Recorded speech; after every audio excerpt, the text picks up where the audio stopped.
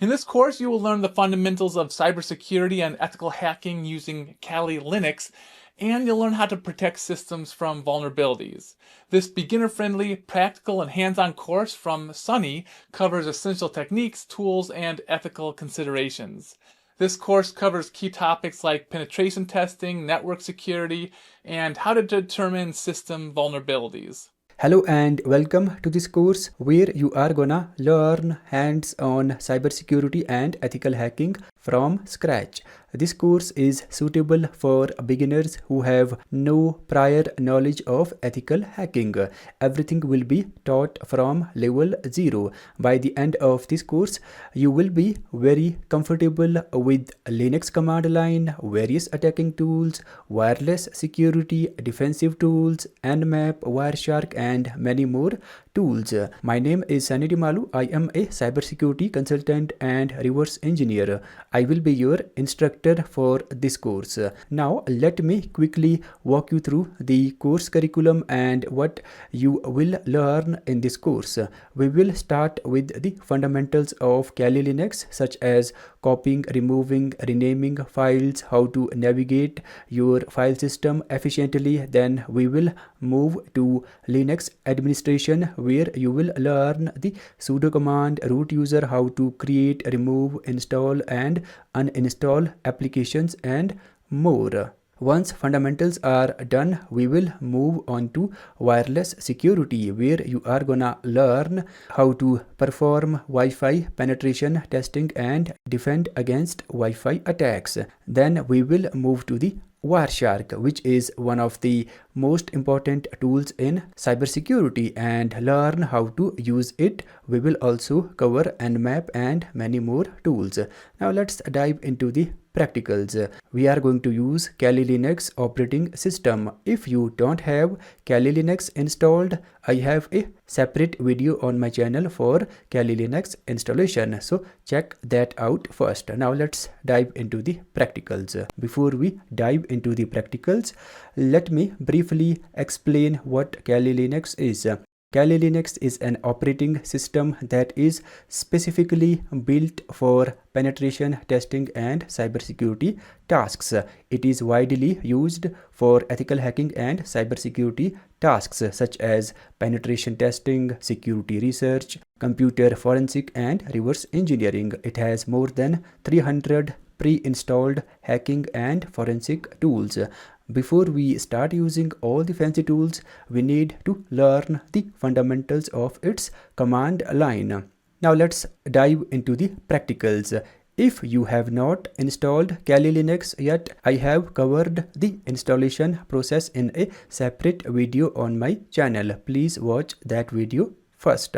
If you want to learn beyond the basics, I have an advanced cybersecurity course on Udemy. Feel free to check it out. The link is in the description. Now, first thing that we need to do is open the terminal. There are multiple ways to open the terminal. The easiest among all is press Ctrl plus Alt plus T together and it should open up the terminal. This is the terminal, or you can click on the applications icon or menu and in the search box type terminal, click on terminal emulator, or you can directly click on the terminals icon at the taskbar. Here it is, click on it and it will definitely open up the terminal.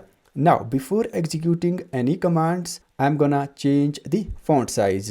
As you can see, the fonts are barely visible. So go to the file, click on preferences, click on appearance tab and click on the change button and click on up arrow to increase the font size. I'm gonna set it to 13. 13 works for me. Click on OK, click on OK. As you can see now, we have a much more readable font size. When we open the terminal, we are presented with these two names separated by this symbol. Now, this symbol can be anything. It is just a separator which separates these two names. Now, name on your left side is the username who is currently logged in. So type whoami command, press enter. Whoami command displays the currently logged in user. So the current logged in user is Demalu. It means Demalu is using the system.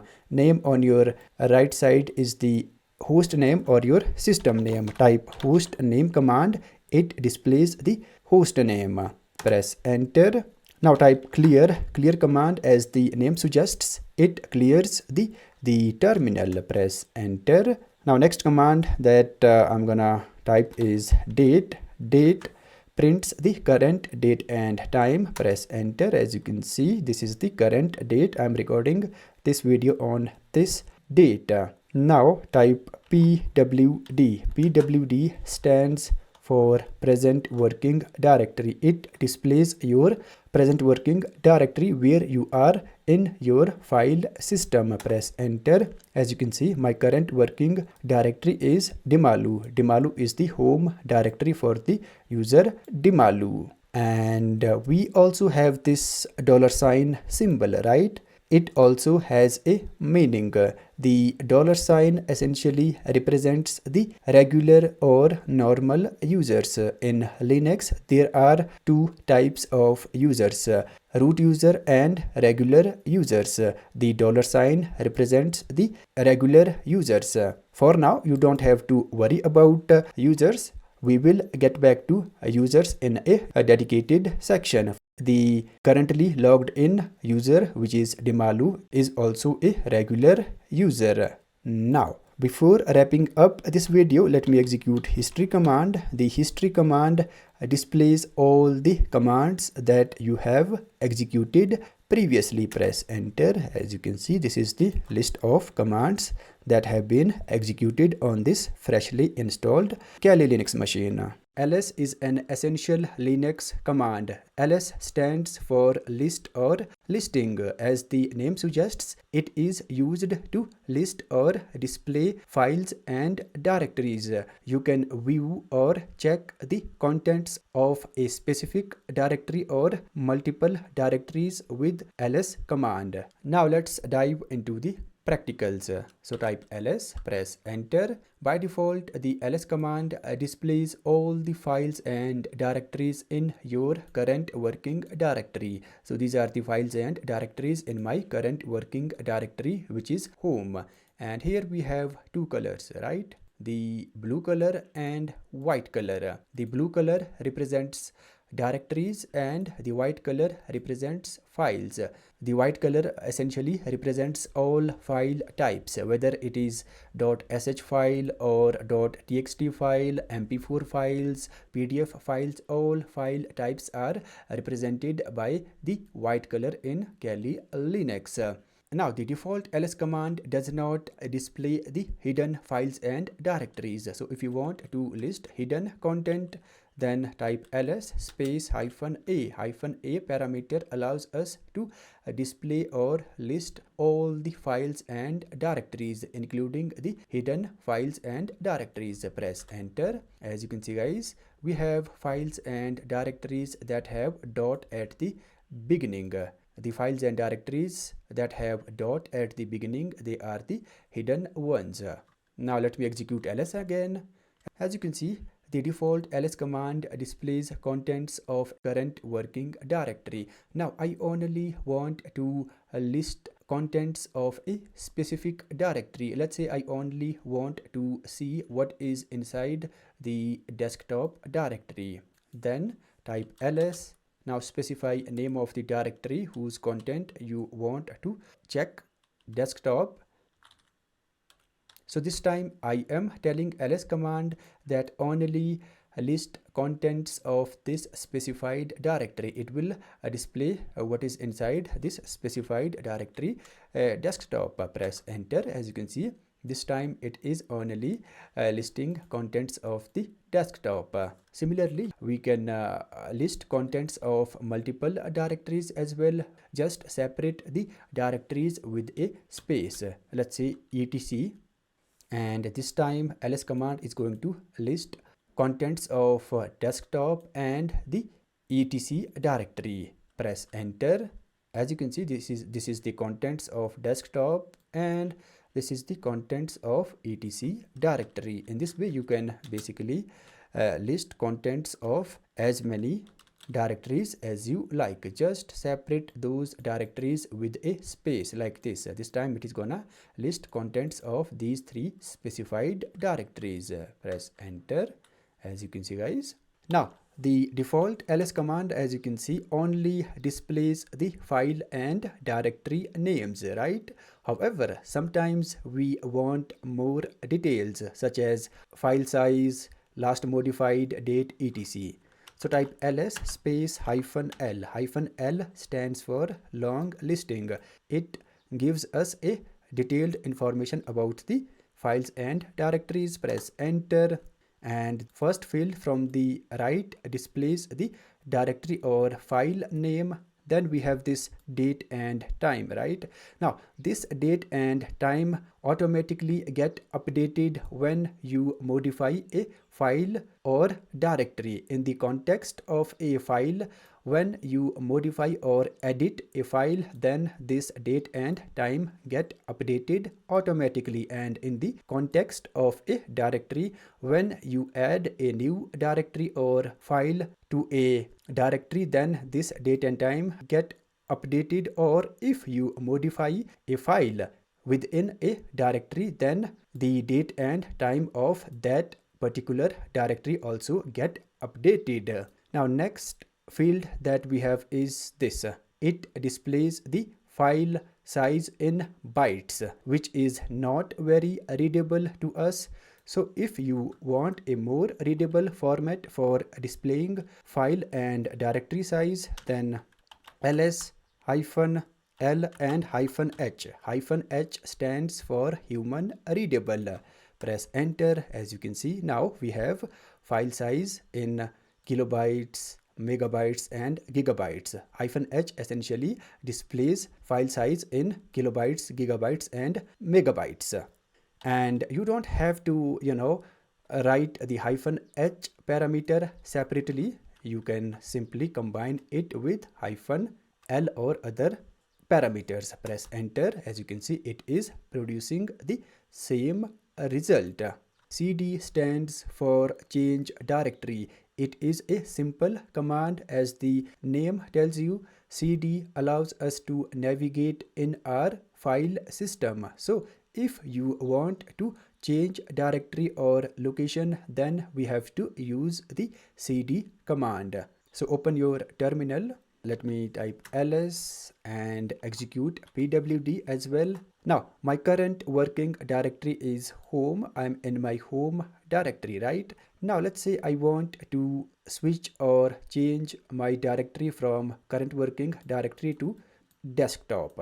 Then type cd space. Now specify the exact directory name where you want to switch desktop. Press enter, pwd. As you can see, guys, my current working directory has been changed to the desktop. Now if you want to go one directory back, then type cd space 2 dots. It takes us one directory back in our file system. Press enter, pwd, as you can see. Similarly, you can go multiple directories back with cd command. Type cd space 2 dots / 2 dots again.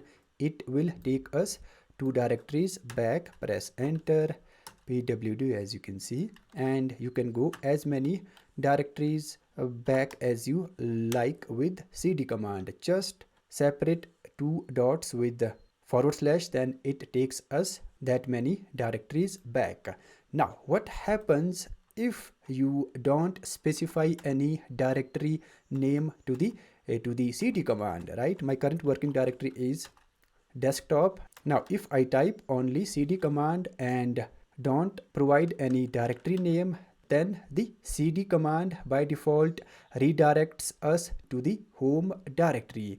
So press enter, pwd, as you can see, the current working directory has been changed from desktop to home. Sometimes we unintentionally or mistakenly execute the cd command, which eventually redirects us to the home directory. So if you want to go to your previous working directory, then type cd space and hyphen. It will take me to my previous working directory, which was desktop. So press enter. As you can see guys, my directory has been changed to my previous working directory, which is a desktop. In this video, we will learn how to create and modify text files using the Nano text editor. Nano is a terminal-based text editor that allows us to create, open and modify text files directly within the terminal. It is an easy to use and lightweight tool that offers features such as syntax highlighting, line numbering, search and replace, copy cut and paste, among others. In this video, we will cover the fundamentals of Nano. Now, Nano is a tool that you will be using on a daily basis. Now, let's jump into the practicals.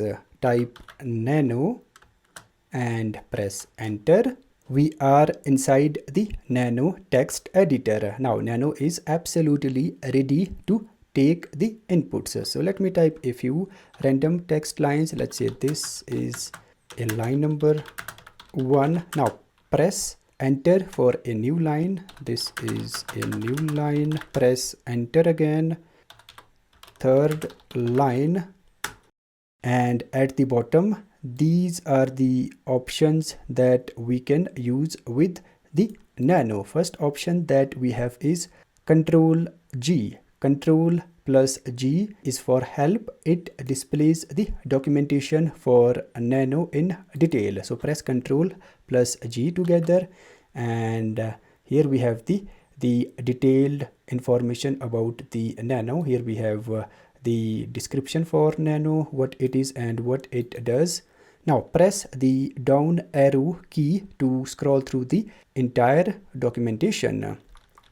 Here, these are the options that we can use with Nano. So guys, feel free to go through this lengthy documentation.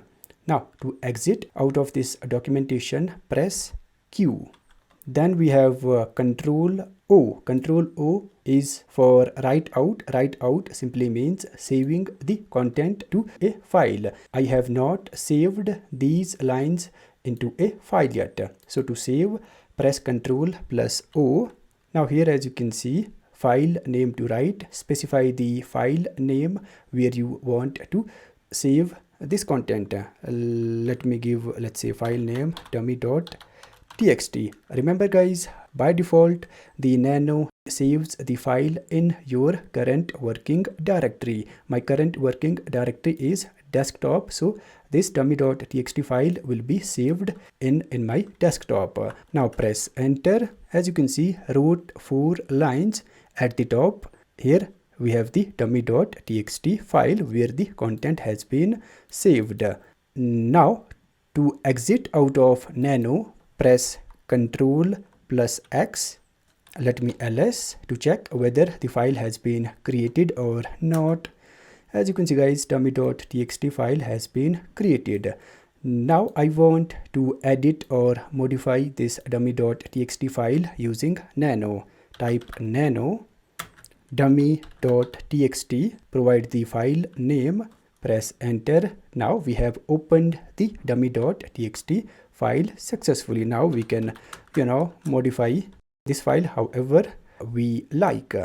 So guys, that's how you can create, save and modify contents of text files using Nano text editor. Now before wrapping up this video, let me show you one trick that you can use for saving time. We can create the file at the beginning when we start Nano. All you need to do is type Nano and specify the file name, new file.txt. Remember, the way Nano works, if the file name that you specify, if it already exists, then it will open the existing file, and if the file does not exist, then Nano will create the file. Press enter. As you can see, new file.txt has been created, and now we can write content to it. Press enter for new line, press Ctrl O for saving the contents to the file, press Ctrl plus X to exit out of Nano ls. As you can see, new file .txt has been created. In this video, we will take a look at the cat command. I can assure you that you will be using it on a daily basis. It is among the core commands of Linux. So what does the cat command do? The cat command is a versatile multi-purpose command that can be used for a variety of tasks, such as creating text files, viewing the content of files, appending text to existing files, etc. The cat stands for concatenation. This is the first video on the cat command. In this video, we will learn how to view the contents of a file and print line numbers as well. Now let's jump into the practicals. Let me ls.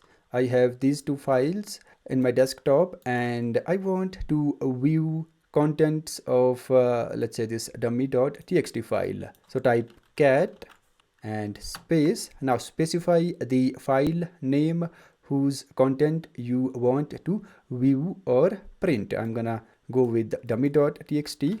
So I'm telling cat that display or print the contents of this specified file. Let me press enter. As you can see, guys, this is the contents of this dummy.txt file. Now, one thing that is missing is the line numbers. Cat command does allow us to print line numbers as well, which is a very convenient feature. So type cat, let's say dummy.txt and space -n. It prints the line numbers, as you can see, guys. Now we have a very well formatted output. And we have 6 line numbers, right? This is because these two are the blank lines. Blank lines also get counted.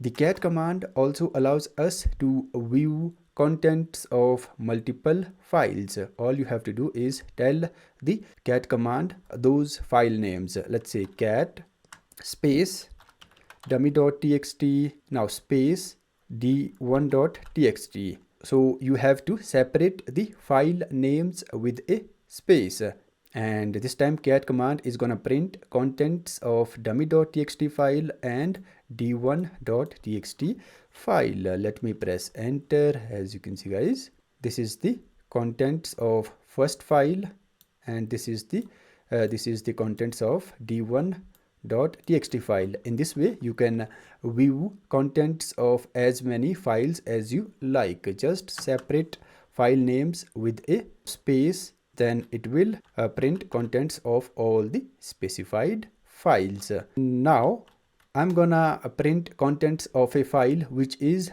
located in another directory, right? The d1 and dummy.txt, these files are in my current working directory. I want to print contents of a file which is inside etc directory. The file name is passwd. Now the passwd file stores user account details. All the user accounts details are stored inside this passwd file. Press enter. As you can see, guys, these are the user accounts in my Linux system. I will get back to this passwd file in a dedicated video. We will continue where we left off in the previous video. In this video, we will learn how to create files and append contents to existing files using the cat command. We will also learn how to concatenate multiple files into one. Now let's jump into the practicals. To create a file using cat, type cat.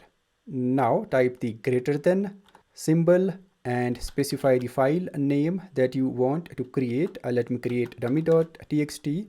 Press enter. As you can notice, we have this cursor. It is essentially waiting for us to input something.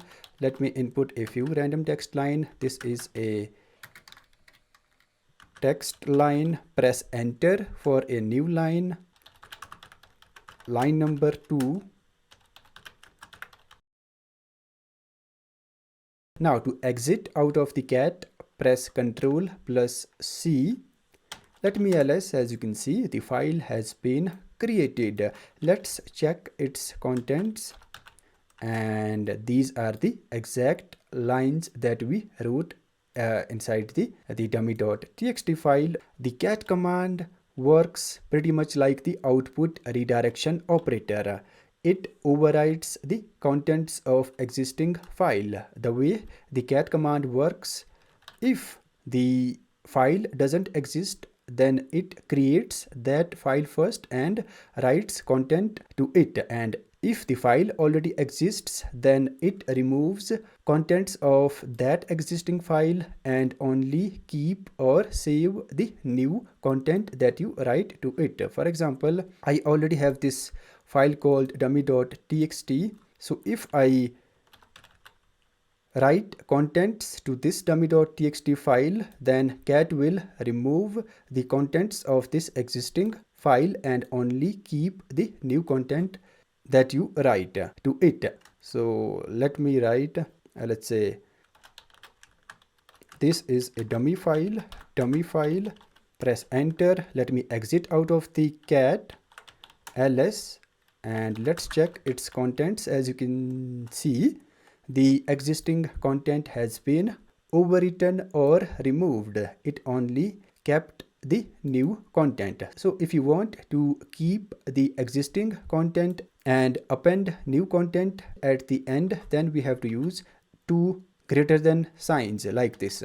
Now specify the file name dummy.txt, press enter, line number 2, press enter, line 3. Now what the cat command will do is it will keep the existing content and the new content will be appended at the end of the file because we are using two greater than signs. Let me exit out of the cat, ls, cat dummy.txt. As you can see, the existing content is still there and new content has been appended at the end of the file. So guys, that's how you can avoid content overwriting. Now let's learn how to concatenate multiple files into one. Let me change my directory to desktop where I already have the multiple files. I have these two files. Let me first check their contents. This is the contents of d1.txt and this is the contents of dummy.txt. I want to merge contents of both of these files into one, which is very easy. Type cat and specify the file names. Let's say d1.txt. Now write the greater than sign, then specify the file name where you want to merge the contents. So what the cat command is gonna do, it will take the contents of the files that you specify before the greater than sign, then merge contents of these two files into this specified file merged.txt. Press enter, ls. The file merged.txt has been created. As you can see, let me get out its contents, and this is the contents of merge.txt file. Remember, when you merge the contents with cat, it doesn't remove or alter the contents of the files. It only takes the contents of those files, then save that into the file where you merge it. In this video, we will learn how to create directories or folders in Linux. Basically, folders are called directories in Linux. Now let's jump into the practicals. Type make dir. Make dir is short for make directory. Now you have to specify the directory name that you want to create. Let me create, let's say, dummy. So I am basically telling the make directory command to create this dummy directory. That's as simple as that. Press enter, ls. As you can see, dummy directory has been created. Now let's create multiple directories with a single make dir command. Type make dir 1 space D2. This time make dir command will create these two directories. Just separate the directory names with a space. Let me press enter ls. As you can see, D2 and D1 directories have been created. Now what I want is to create a directory within a directory. I want to create a tree of directories. For example, I want to create a directory called Sunny, and inside Sunny I want to create subdirectory called Dimalu. So type make dir Sunny slash Dimalu, press enter, and we have an error, can't create directory, because if you want to create a directory within a directory, then we have to specify -p option. -p stands for parent. It creates a directory within a directory. So if I press enter this time ls, as you can see, the Sunny directory has been created. Let's check its contents. As you can see, inside the Sunny we have the Dimalu directory. So guys, that's it for this quick video. Thank you very much for watching. Welcome back everyone. This is the first practical video on the grep command. In this video, we will learn what grep is and the fundamentals of grep. Grep stands for Global Regular Expression Print.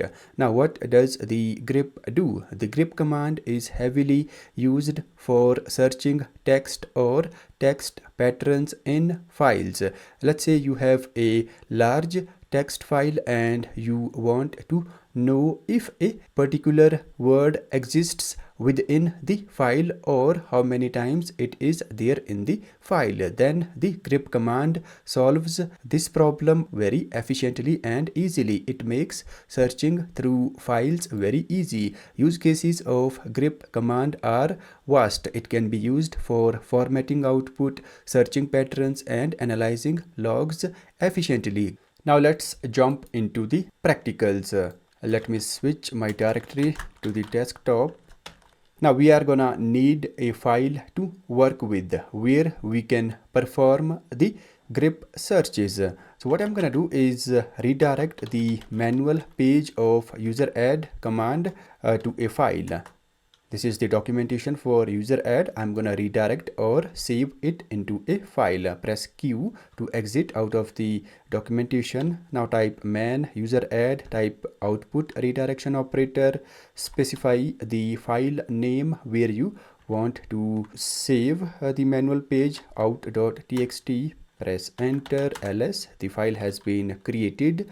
Let me quickly check its contents.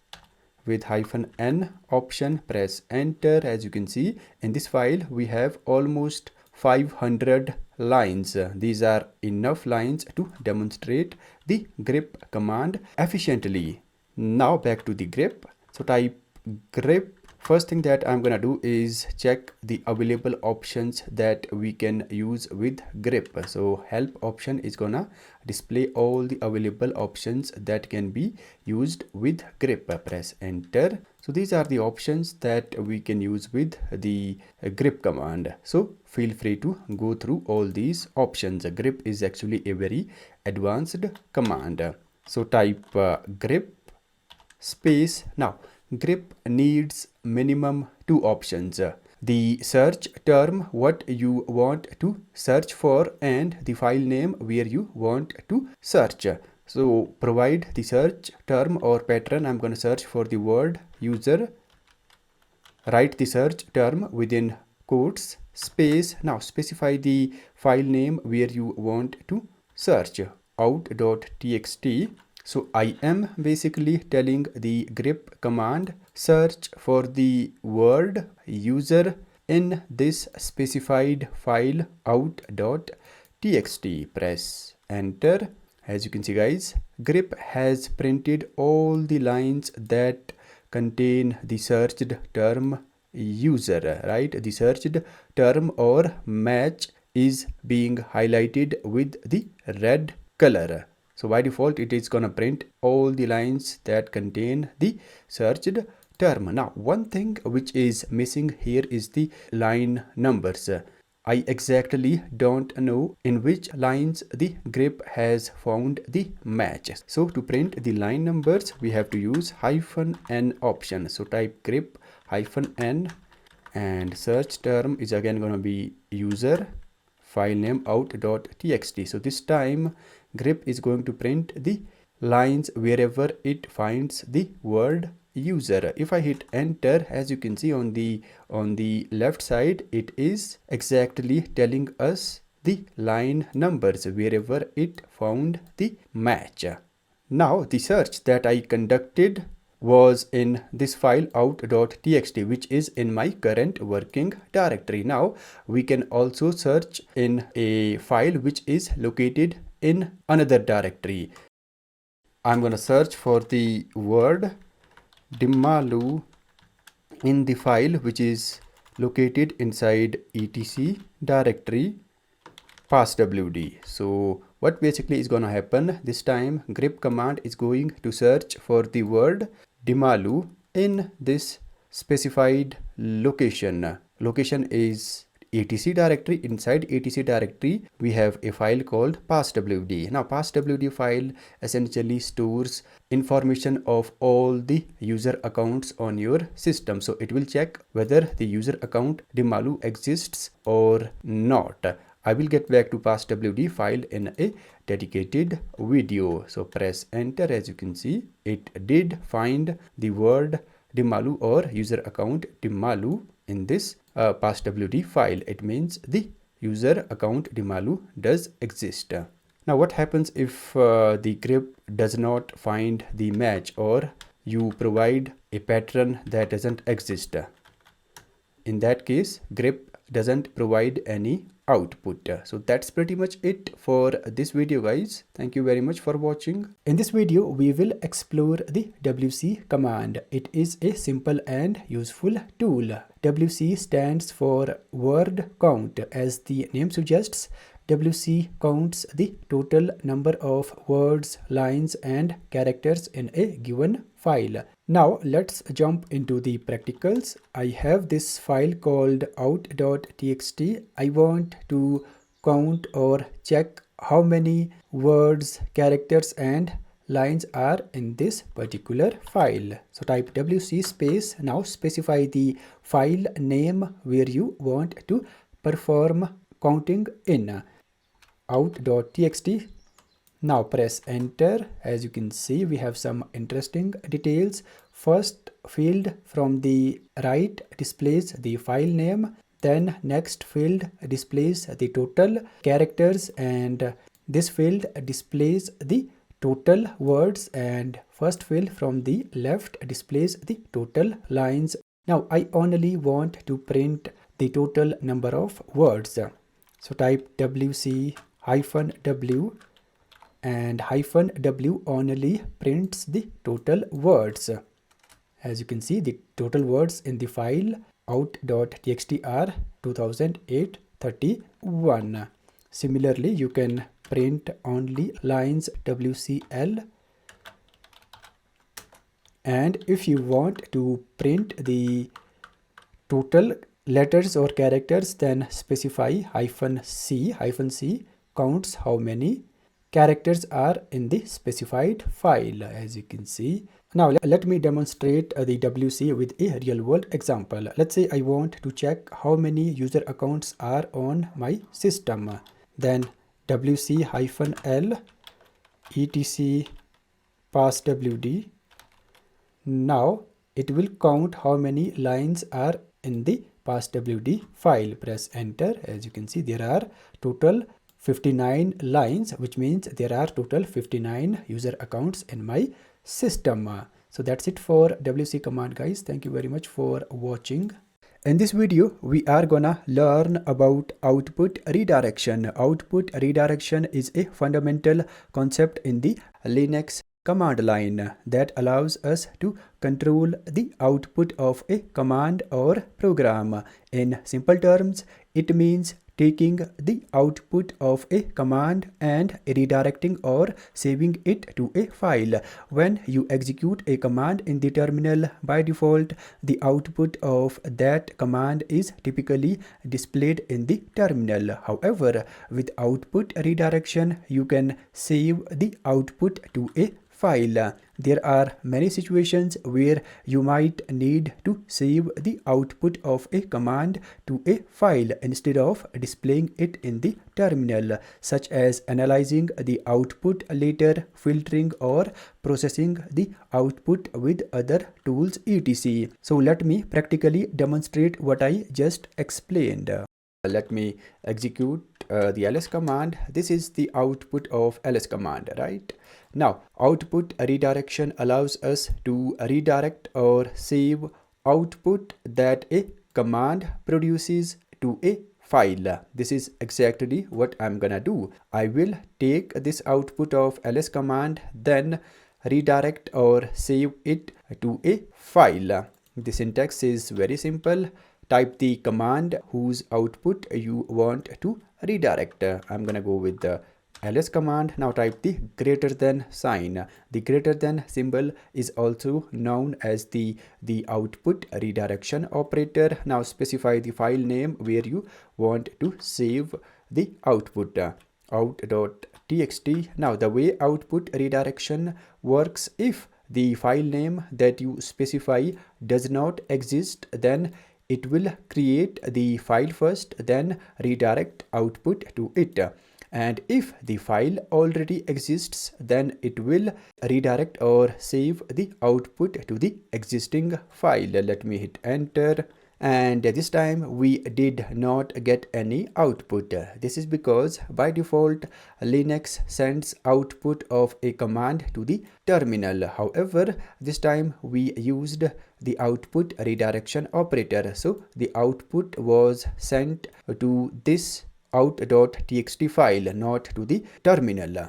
Now let me ls. As you can see, the out.txt file has been created. Now let's check its contents. Cat out.txt. As you can see, guys, inside out.txt file we have this content. This is the output of this ls command. This is exactly what we redirected to this out.txt file. This is as simple as that. Now let's do a few more examples. Let me execute a date command. This is the output of date command. Now let's redirect the output of date command to a file. Type date output redirection operator date.txt. This time output redirection operator is gonna take output of date command, then redirect it to this date.txt file. Let me hit enter. ls. The date.txt file has been created. Let's get out its contents. As you can see, guys, inside date.txt file we have the output of date command. So similarly, you can redirect output of any command to a file using the output redirection operator. Now you have to be a bit careful when redirecting output of a command to a file, because the output redirection operator overrides or removes the contents of an existing file. For example, this date.txt file already has some content, right? Now if you redirect output of another command to this date.txt file, then it will remove or overwrite the existing content and only keep the new content. Let me actually show you what I mean. This time what I'm gonna do is redirect the output of ls command to the date.txt file. Now the date.txt file already exists, right? It has already some contents inside it. Now this time the output redirection operator is going to redirect the output of this ls command to the date.txt command and only keep the new content or output of this ls command. Let me press enter. Let's check the contents of date command. As you can see, guys, the old or existing content has been removed. We only have the new content that we redirected it with the most recent command, which is ls. Now, if you want to maintain or keep the existing content of a file, then we have to use the two output redirection operators. So let me redirect output of date command. This time use two output redirection operators like this, date.txt. Now, when you use two output redirection operators, the output gets appended at the end of the file. So what it is gonna do, it will take the output of date command, then append or add it at the end of this specified file. Press enter. Let's get out contents of date.txt file. As you can see, guys, this is the existing content. It is still there, it has not been overwritten, and the output of the previous command date has been appended at the end. That's how, guys, you can use the output redirection operator and avoid content overwriting. In this video we are gonna cover pipes, also known as piping. Piping is an essential part of the Linux command line. So what exactly is piping? In simpler terms, piping is the process of sending the output of one command to another. Piping combines two or more commands by sharing data between them. This is done using the pipe character between the two commands. Now, why do we need to send output of one command to another or share data between them? Well, sometimes we have to use multiple commands or tools to complete complex tasks. So when you use different commands separately to get a single task done, it is a time-consuming process, right? So why not combine multiple commands together instead of executing them separately? This is exactly what piping solves. Piping allows us to combine or connect multiple commands by sharing data or output between them. So instead of using multiple commands separately, we can combine them using piping. When one command sends its output to another command, the receiving command processes that output as its input.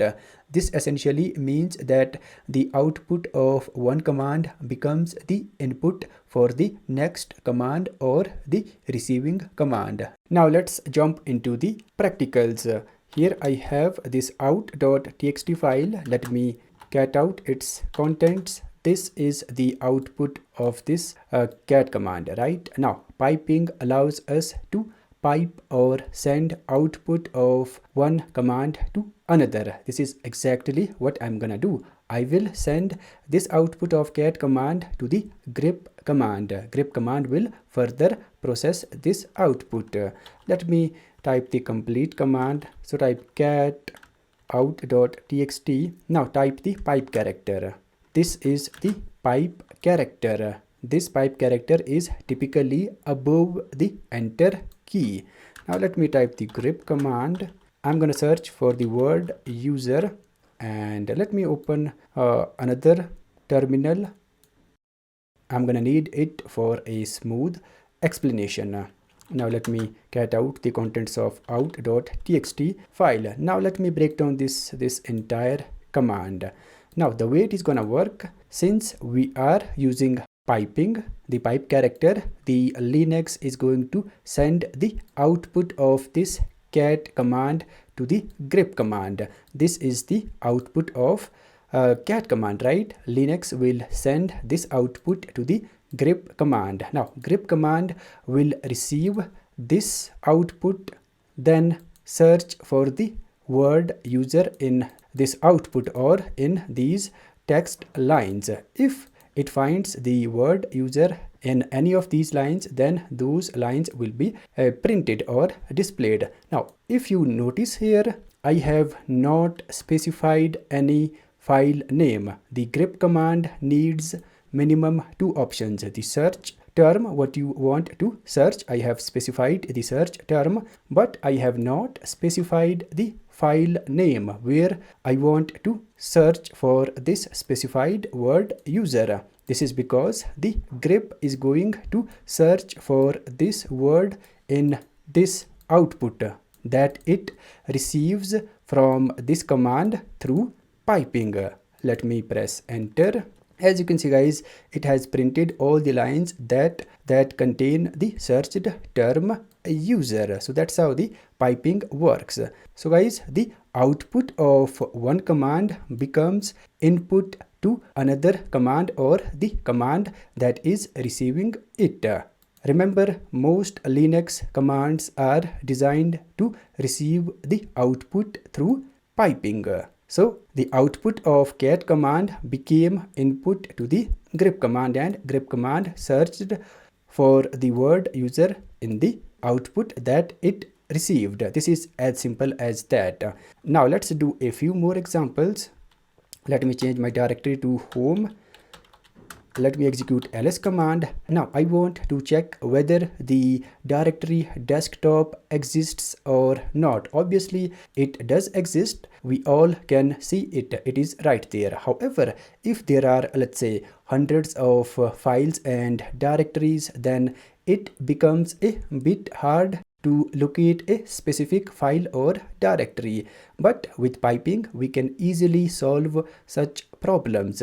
All we have to do is send this output of ls command to the grep command, then search for the whatever file or directory you want. So let me type ls space, type the pipe character. I'm gonna search, type grep. I'm gonna search for the word desktop. So what basically is going to happen, the Linux will send output of ls command. Let me close this terminal. This is not required. I'm gonna open a new terminal. Now what basically is going to happen, the Linux will send the output of this command, which is this, to grep command. Then grep command will search for the word desktop in this output, and if it finds a match, then it will list that line. Press enter. As you can see guys, it did find the word desktop. So the directory desktop does exist. So that's how guys the piping works. You can literally take output of any command, then pipe that to another command. Copying files is a common task that you have to perform on a regular basis, right?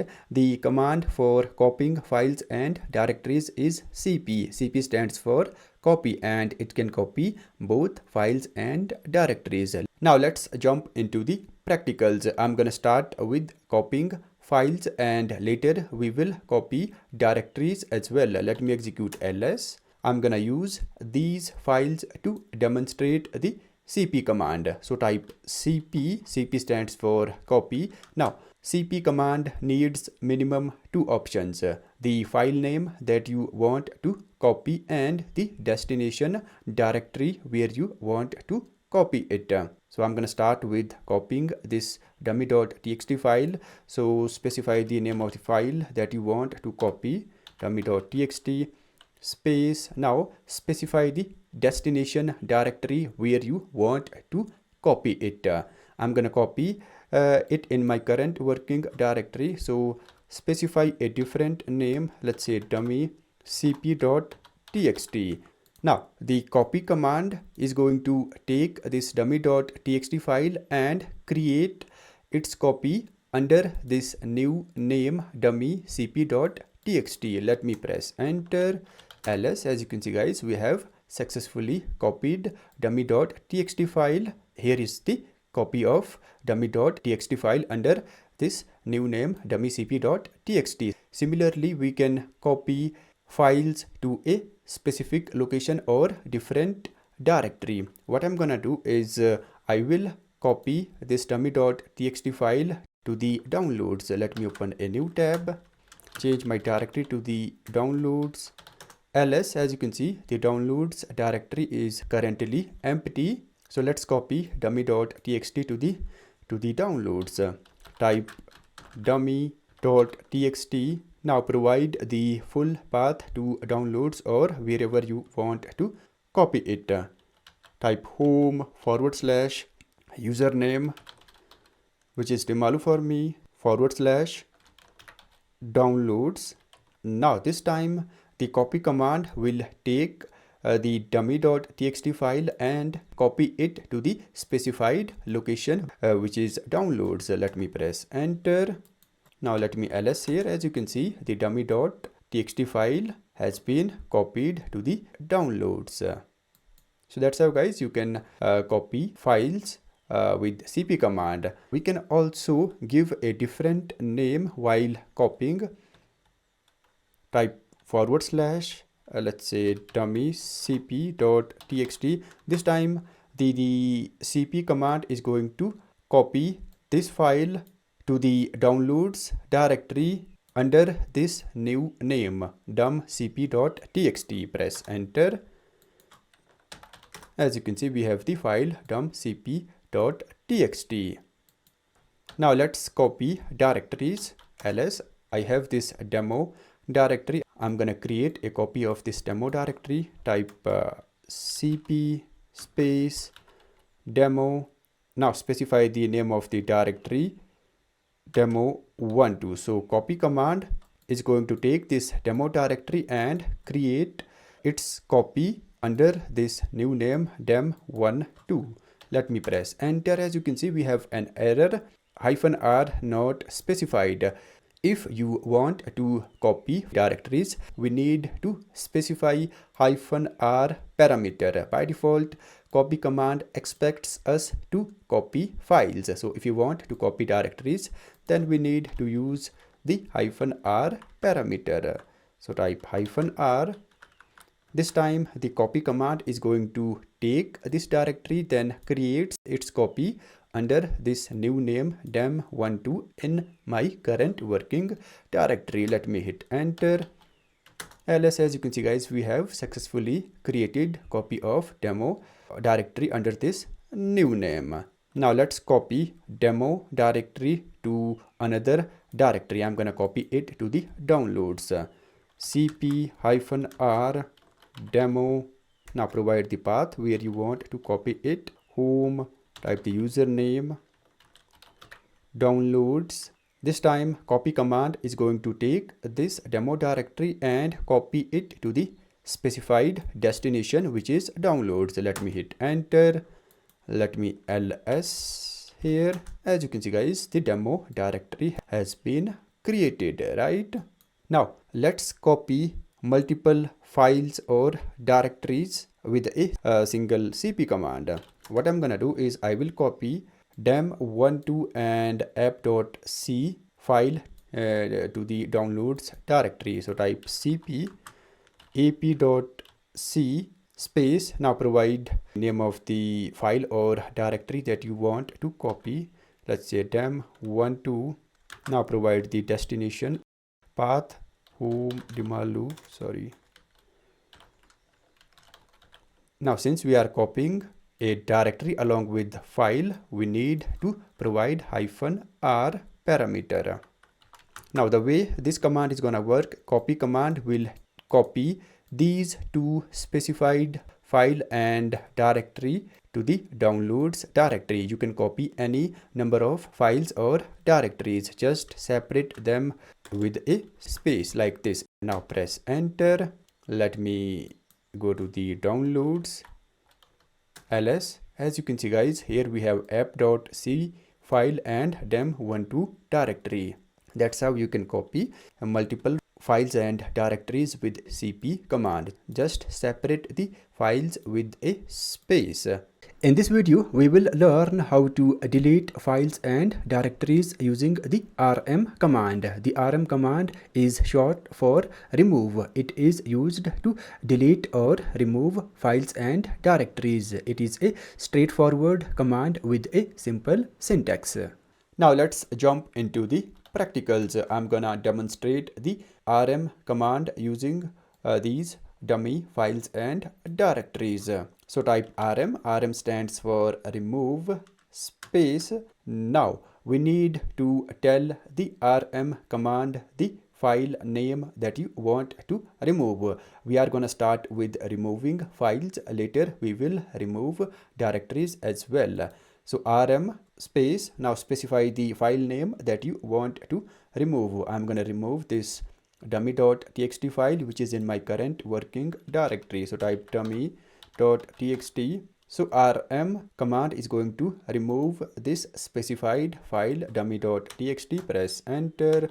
ls, as you can see guys, the file has been removed. Similarly, we can remove multiple files with a single rm command. Type rm space, specify the file names. Let's say app.c space. We need to separate files with a space.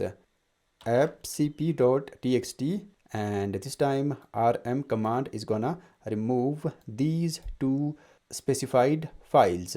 Press enter. ls, as you can see guys, both the specified files have been removed, and this way you can remove as many files as you like. Just separate those files with a space. Now let's remove files that are stored in a different directory. I'm gonna remove files in my downloads directory. Let me change my directory to the downloads. Here I have all these dummy files. So let me go back to my current working directory, which is desktop.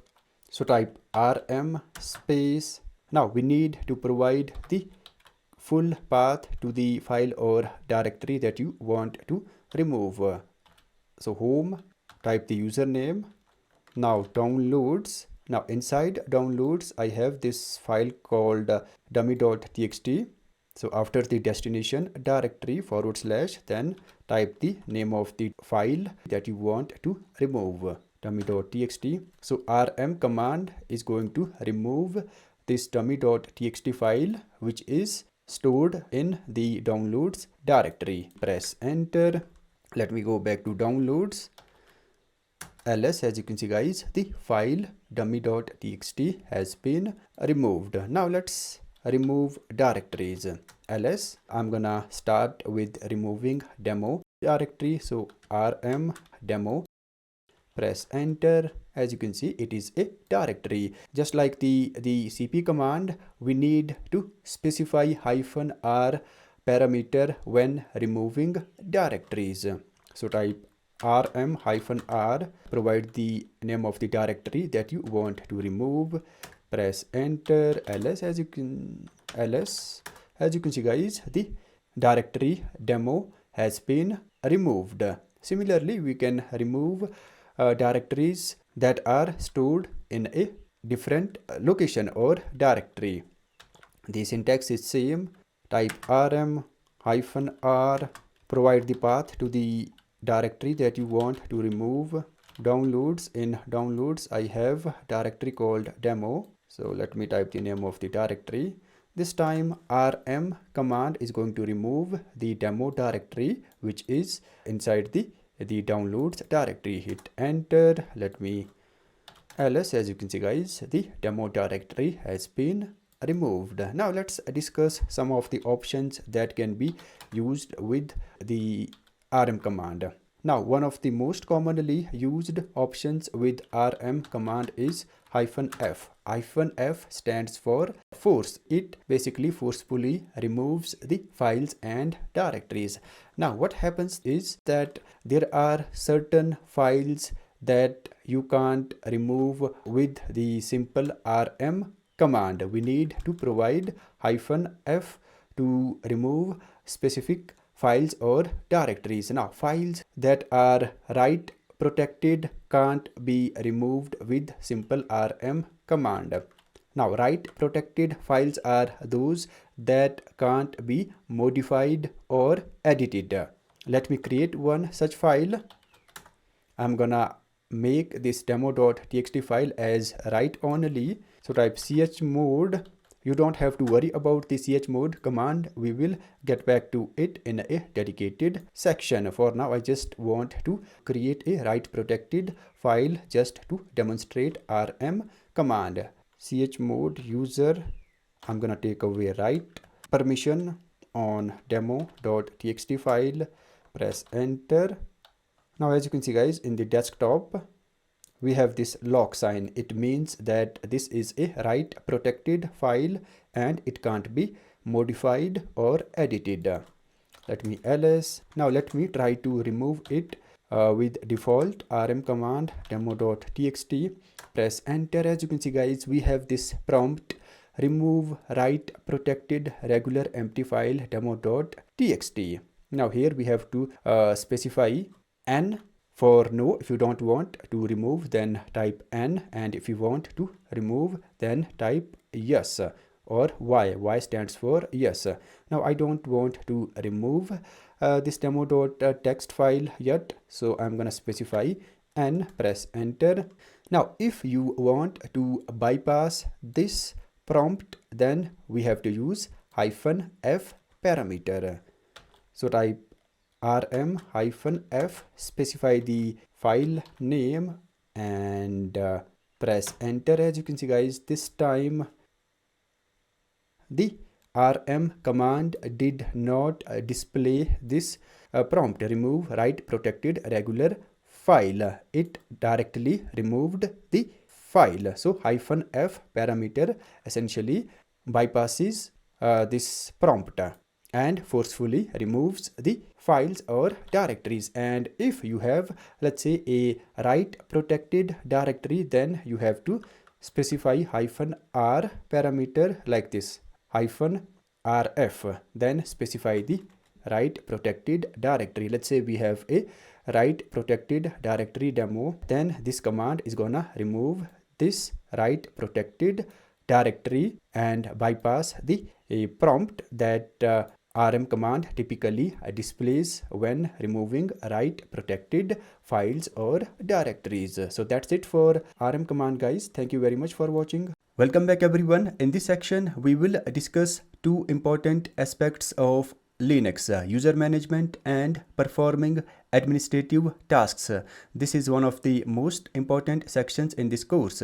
Before we dive into root user, sudo command, and other advanced topics in upcoming videos, it is essential to understand user types. Linux users have different levels of access and permissions based on their type. Therefore, understanding users and their types is important. In this video, we will explore the different types of users in Linux. So what is a computer user first? A computer user is essentially someone who interacts with a computer system and uses its resources to perform tasks. These tasks include accessing files, running programs, and utilizing all the other features the system offers. In short, anyone who uses a computer for various activities is considered a computer user. Now, Linux is a multi-user operating system. Now, what does multi-user mean? A multi-user operating system allows multiple users to access and use a system simultaneously. This means several user accounts can be logged in at the same time. In a multi-user environment, we can create separate or multiple user accounts. Each user has their own account with a unique username and password. This allows users to log in with their login credentials and access their own files and resources without interfering with each other. Remember, each user in a multi-user operating system has their own files. By default, one user can't access files of other users on the system. Linux automatically manages the resources and security of each user account. Linux, Mac OS, and Windows are all multi-user operating systems. You can create multiple user accounts in each of these systems. In the upcoming videos, you will learn how to create and manage multiple user accounts on Linux practically. Now, there are three types of users in Linux, not only in Linux but in Windows as well. There are three main types of users: regular users, root user, and system users. Let's start with regular users. Regular users in Linux are also known as normal users, standard users, or non-admin users. Regular users have limited system access. They can perform basic standard tasks such as browsing the internet, storing and accessing their data, playing media, and creating files, etc. However, a regular user can't perform any administrative tasks such as installing, uninstalling applications, modifying system settings, accessing or deleting configuration files, and managing system directories and tools. In short, regular users don't have ability or permission to utilize and access files and tools that are specifically designed for performing administrative tasks. Now let's address the real question: why regular user accounts exist? What problems do they solve?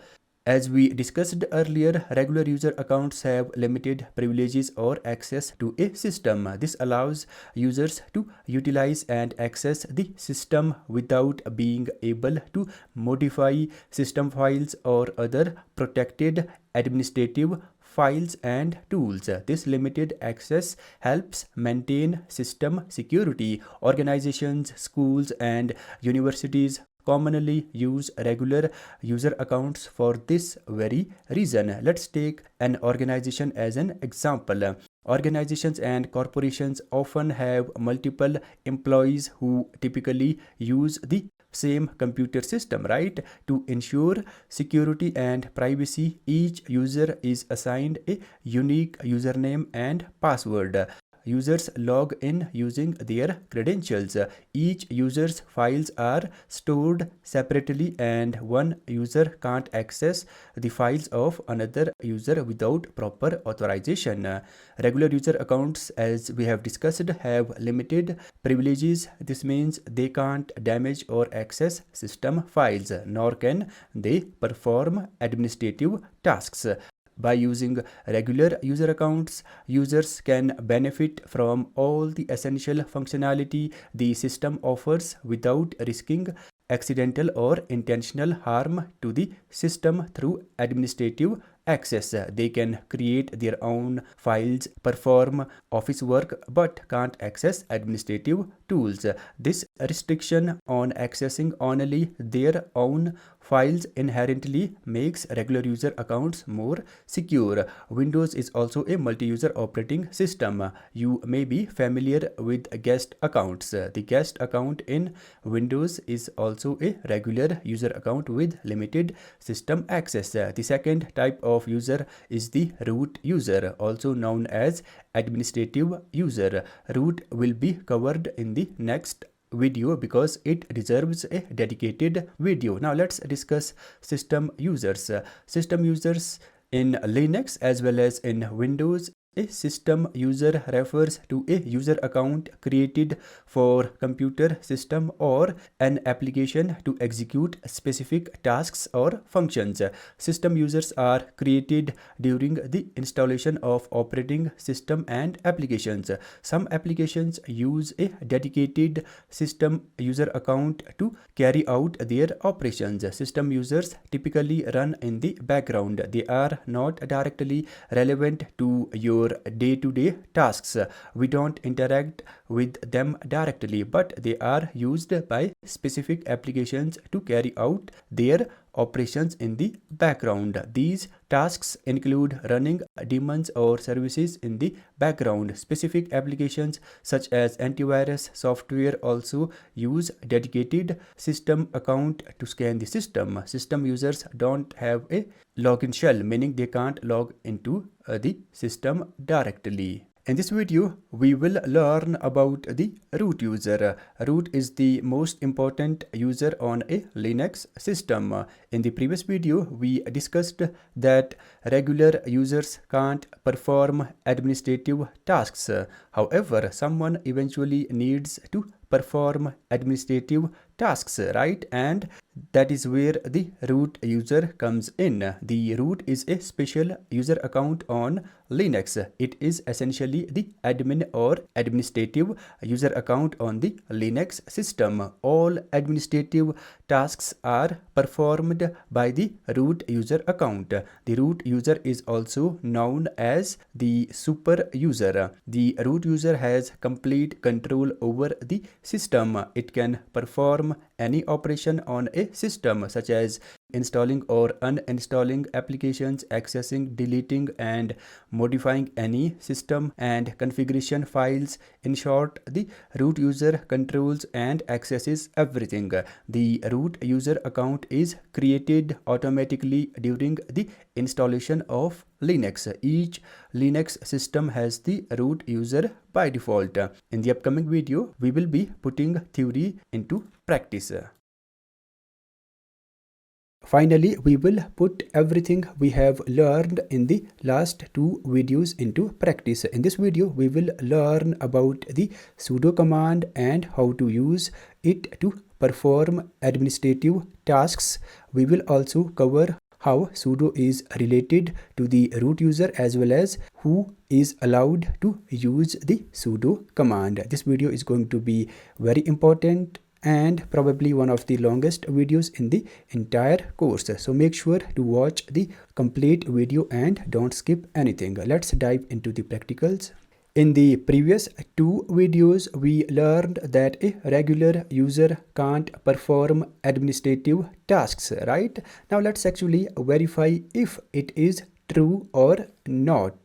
Now, how can you tell whether you are logged in as a regular user or the root user? Well, a regular user is denoted by the $sign. As you can see, it means that the currently logged in user Dimalu is a regular user, and the root user is denoted or represented by the pound symbol. We will get back to it later. Now what I'm gonna do is I will try to install an application which is an administrative task. So type apt install vlc.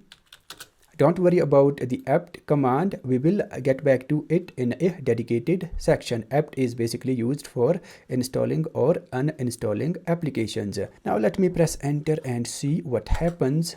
As you can see, guys, we have two errors. The first error says permission denied. It means that the currently logged in user Dimalu does not have permission to execute this command. And second error says that are you root? It means that you need to be the root user to execute this command. Only root user is allowed to execute this command. Now there are two primary ways to perform administrative tasks on a Linux system. Either you need to log in as the root user, or you can use the sudo command to perform administrative tasks. Now, logging in as root user is not recommended, especially for beginners, because it can be very dangerous. The major problem with logging in as the root user is that the root user executes commands without alerting you or giving any warnings. No matter how dangerous the command is, you are not warned before making system changes or executing commands.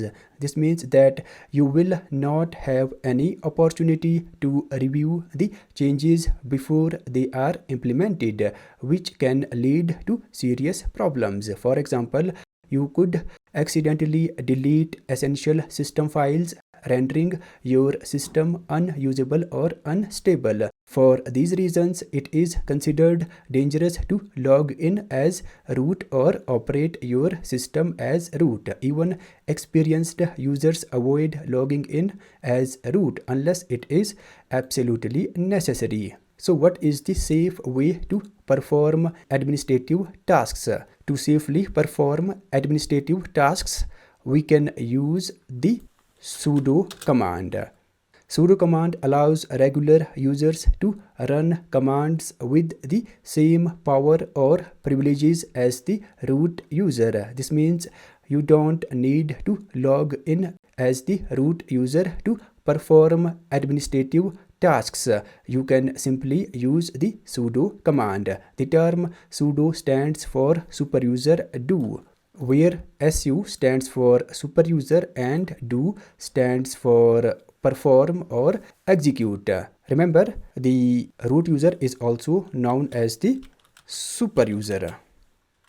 Now let's see how we can use the sudo command to perform administrative tasks. The syntax is simple. Just type the sudo command before the command that you want to execute. Now I'm gonna execute the same apt install vlc command. Apt install vlc, press enter, type your password, press enter. As you can see guys, now the command is working. Apt is asking me whether I want to continue the installation or not. Type y is for yes, n is for no. I'm gonna type y to proceed with installation. Press enter. Now apt is going to download the required files for VLC, then install it automatically. The installation is complete. Now let me verify the installation. Type VLC, press enter. As you can see guys, VLC is up and running. So guys, that's how you can basically use the sudo command to perform administrative tasks. Just type the sudo command before the actual command that you want to execute. Now let me execute another command that needs sudo privileges. There is a command called fdisk which is used for managing partitions.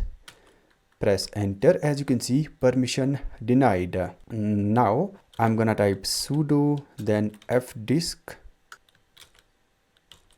-l, press enter. As you can see guys, now the command has been executed successfully. So guys, if you encounter errors like this, permission denied, then just write the sudo command before the actual command, then the command will be executed. This is as easy as that. And there is another tool called airmon ng. If I press enter, as you can see, run it as root. It means it also needs the sudo privileges. If I type sudo, press enter, now as you can see, this command has been executed successfully. So guys, whenever you want to perform administrative tasks or encounter errors like run it as root or permission denied, then just write the sudo command before the actual command, then everything will be fine.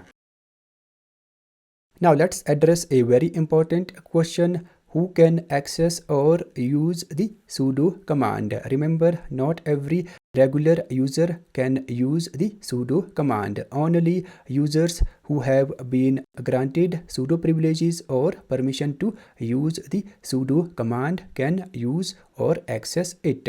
By default, only one regular user account has permission to use the sudo command. The user account that you create or set up during installation is allowed to use the sudo command. When you install Ubuntu, Kali Linux or any Linux based operating system, you have to set up a user account and password for that account during the installation, right? The user account that you set up during installation is automatically given permission to use the sudo command. Only that particular user can use the sudo command. Any user accounts that you create after the installation can't access the sudo command. They have limited access to the system and can't perform administrative tasks or use the sudo command. Now, how do you know whether a user account can access or have permission to use the sudo command? It is simple. We need to use the id command to verify that. Now type id space, now specify the username that you want to check sudo permissions for. I'm gonna check whether the Dimalu user has permission to use sudo or not. Type username, press enter. Here we have a lot of information. We will dissect this information in a dedicated section. For now, here you only need to see if the sudo is mentioned here or not. Here we have groups.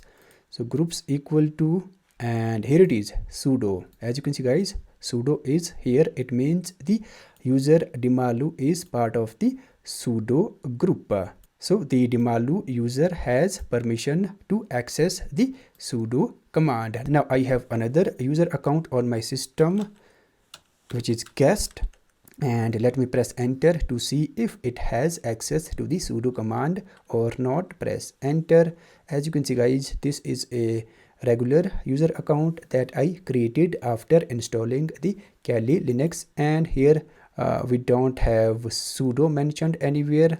It means that the guest user does not have access to the sudo. It can't use or access the sudo command. Again guys, I'm wrapping up this video with the note that only the user account that you create or set up during the installation has the access to the sudo command. User accounts that you add after installation don't have permission to use the sudo command.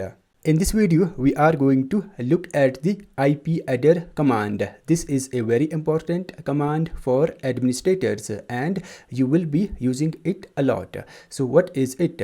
The addr command is used to display information about the network interfaces such as Ethernet or wireless network adapter on your computer. It provides network details like IP address assigned to each interface, network masks, MAC address and other network related details. By using this command, you can easily check and manage your network settings. Now let's jump into the practicals. Type IP space addr space show. Now the IP addr command with show parameter displays all the installed network interfaces on your system. So press enter. As you can see guys, these are the installed network interfaces along with their configurations. The first interface that we have is the LO. LO stands for loop back. It is up and running. The loop back is also known as the localhost. This is the address for the loop back. Now, loop back is not a physical network interface, right? It is a virtual interface. You can't use the loop back for connecting to a network. The loop back points to your own system. It can't communicate with external networks. The loop back is not that important for now. I will get back to loop back when we will set up the Apache web server. Now the most important part for us is this ETH0. The Ethernet network interface is represented by the ETH0 in Kali Linux. I'm connected to my network using Ethernet. So under the Ethernet, I have all the network configuration details. As you can see, this is the IPv4 address. INET essentially means IP address. BRT is short for broadcast address. This is the broadcast address. And here we have the MAC address. The MAC address is known by different names such as Ether, Link or hardware address. So this is the MAC address, and down here we have the IPv6 address as well. Now here we don't have the details for wireless card or wireless interface, right? This is because a virtual machine can't access the built-in wireless card because it is already being used by your main operating system or your host operating system. But if you connect an external wireless card, then that will be listed here. A wireless card is represented by WLAN 0. So if or when you connect an external card, then IP-addr command will display that card as well under the name WLAN0. You will see something like WLAN0 in this list of interfaces. Now, the show parameter is not mandatory if you only want to list the installed network interfaces. So just type IP-addr, IP space addr, then it will print all the network interfaces along with their configuration details. And instead of using addr, we can use its shorthand, which is A. So IP space A, press enter. As you can see, it is producing the same result as the last command, which was this. So IPA, A is the shorthand for addr. In this video, we will finally learn how to install packages or applications from the terminal. It is actually easy. Type sudo.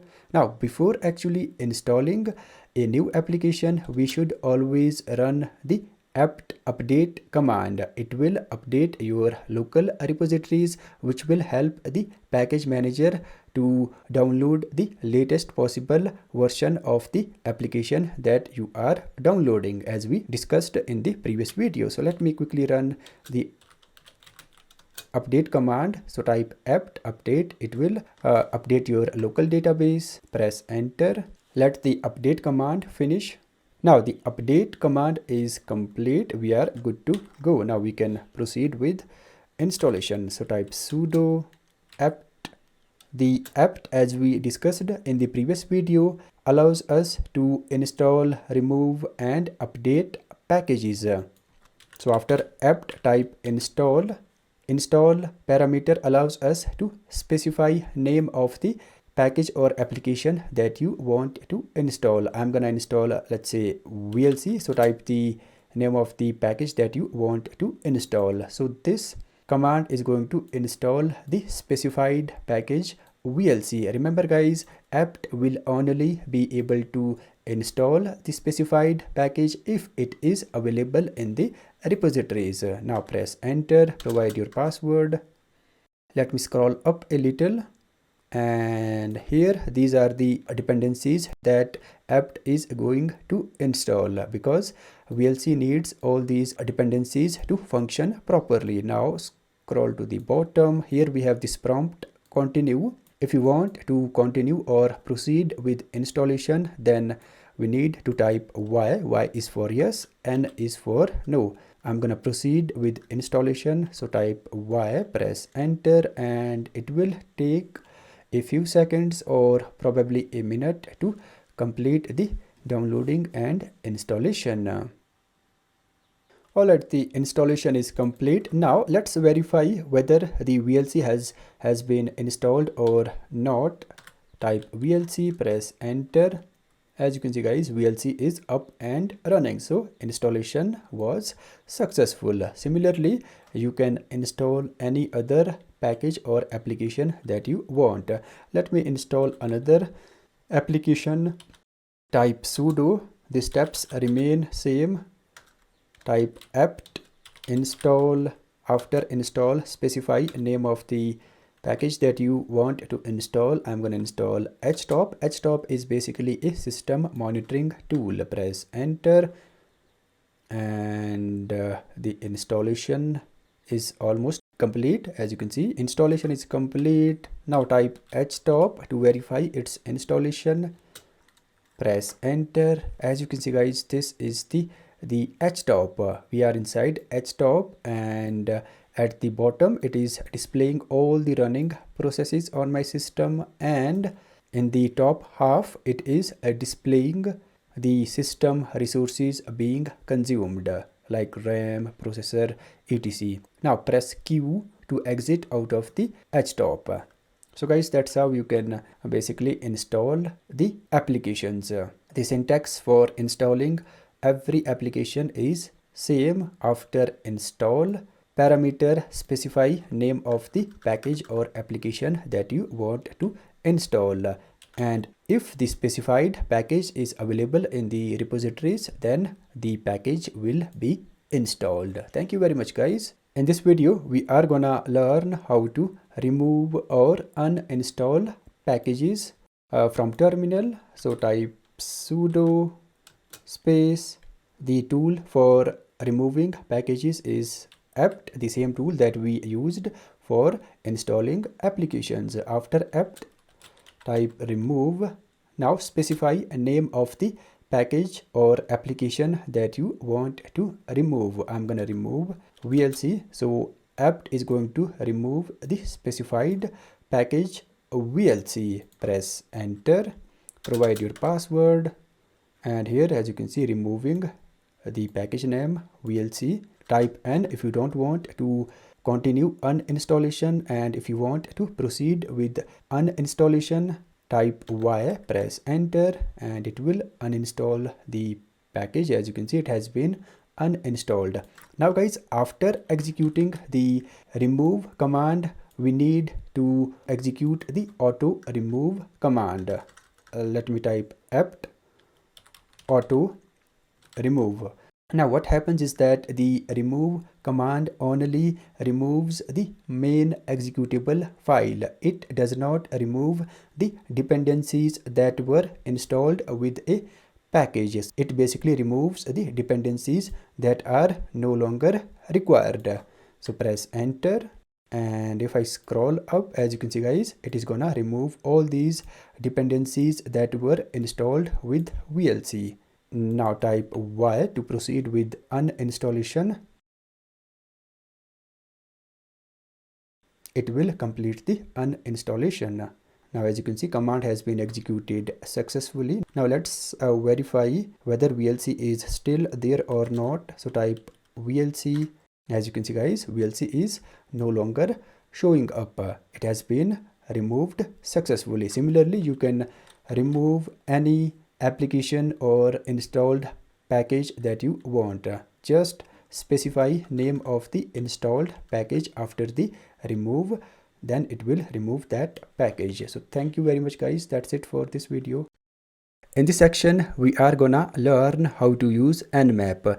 Nmap is an extremely important tool in cybersecurity. Whether you are a network engineer, cybersecurity analyst, or an ethical hacker, Nmap is useful for everyone in general.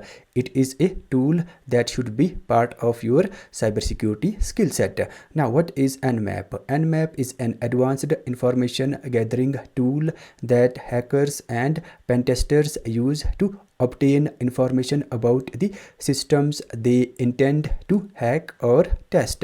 Now what happens is that before actually hacking a system, attackers need to collect information about their target system. Hackers search for openings or possible access points for infiltration. Nmap provides this information quite easily and masterfully. Nmap is a port scanning tool. It scans for open ports, vulnerabilities, and various services running on a system.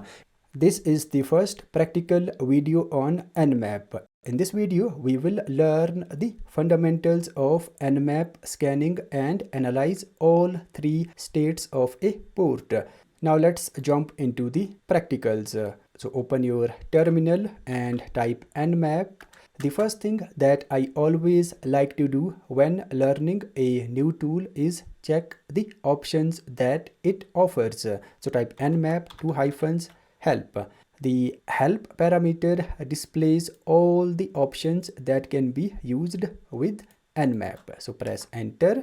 As you can see, these are the options or available options that can be used with Nmap. Let me tell you guys, Nmap is a very advanced tool. Therefore, it offers all these options. So feel free to go through this documentation.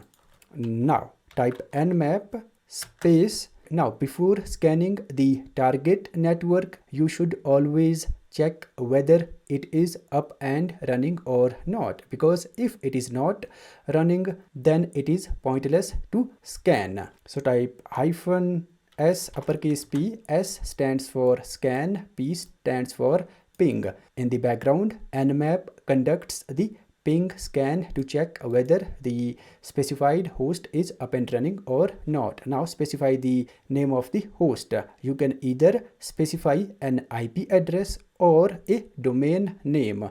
I'm gonna specify the domain name scanme.nmap.org. Remember guys, you can't randomly scan any website on internet with Nmap. It is illegal. Fortunately, Nmap provides this specific server or subdomain that we can use for learning Nmap or practicing Nmap. Or if you have your own server or domain, then you can specify that as well.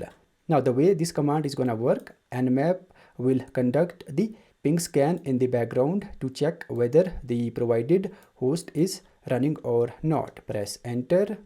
As you can see, one host up, it means the specified host is up and running. Now we can proceed further with the scanning.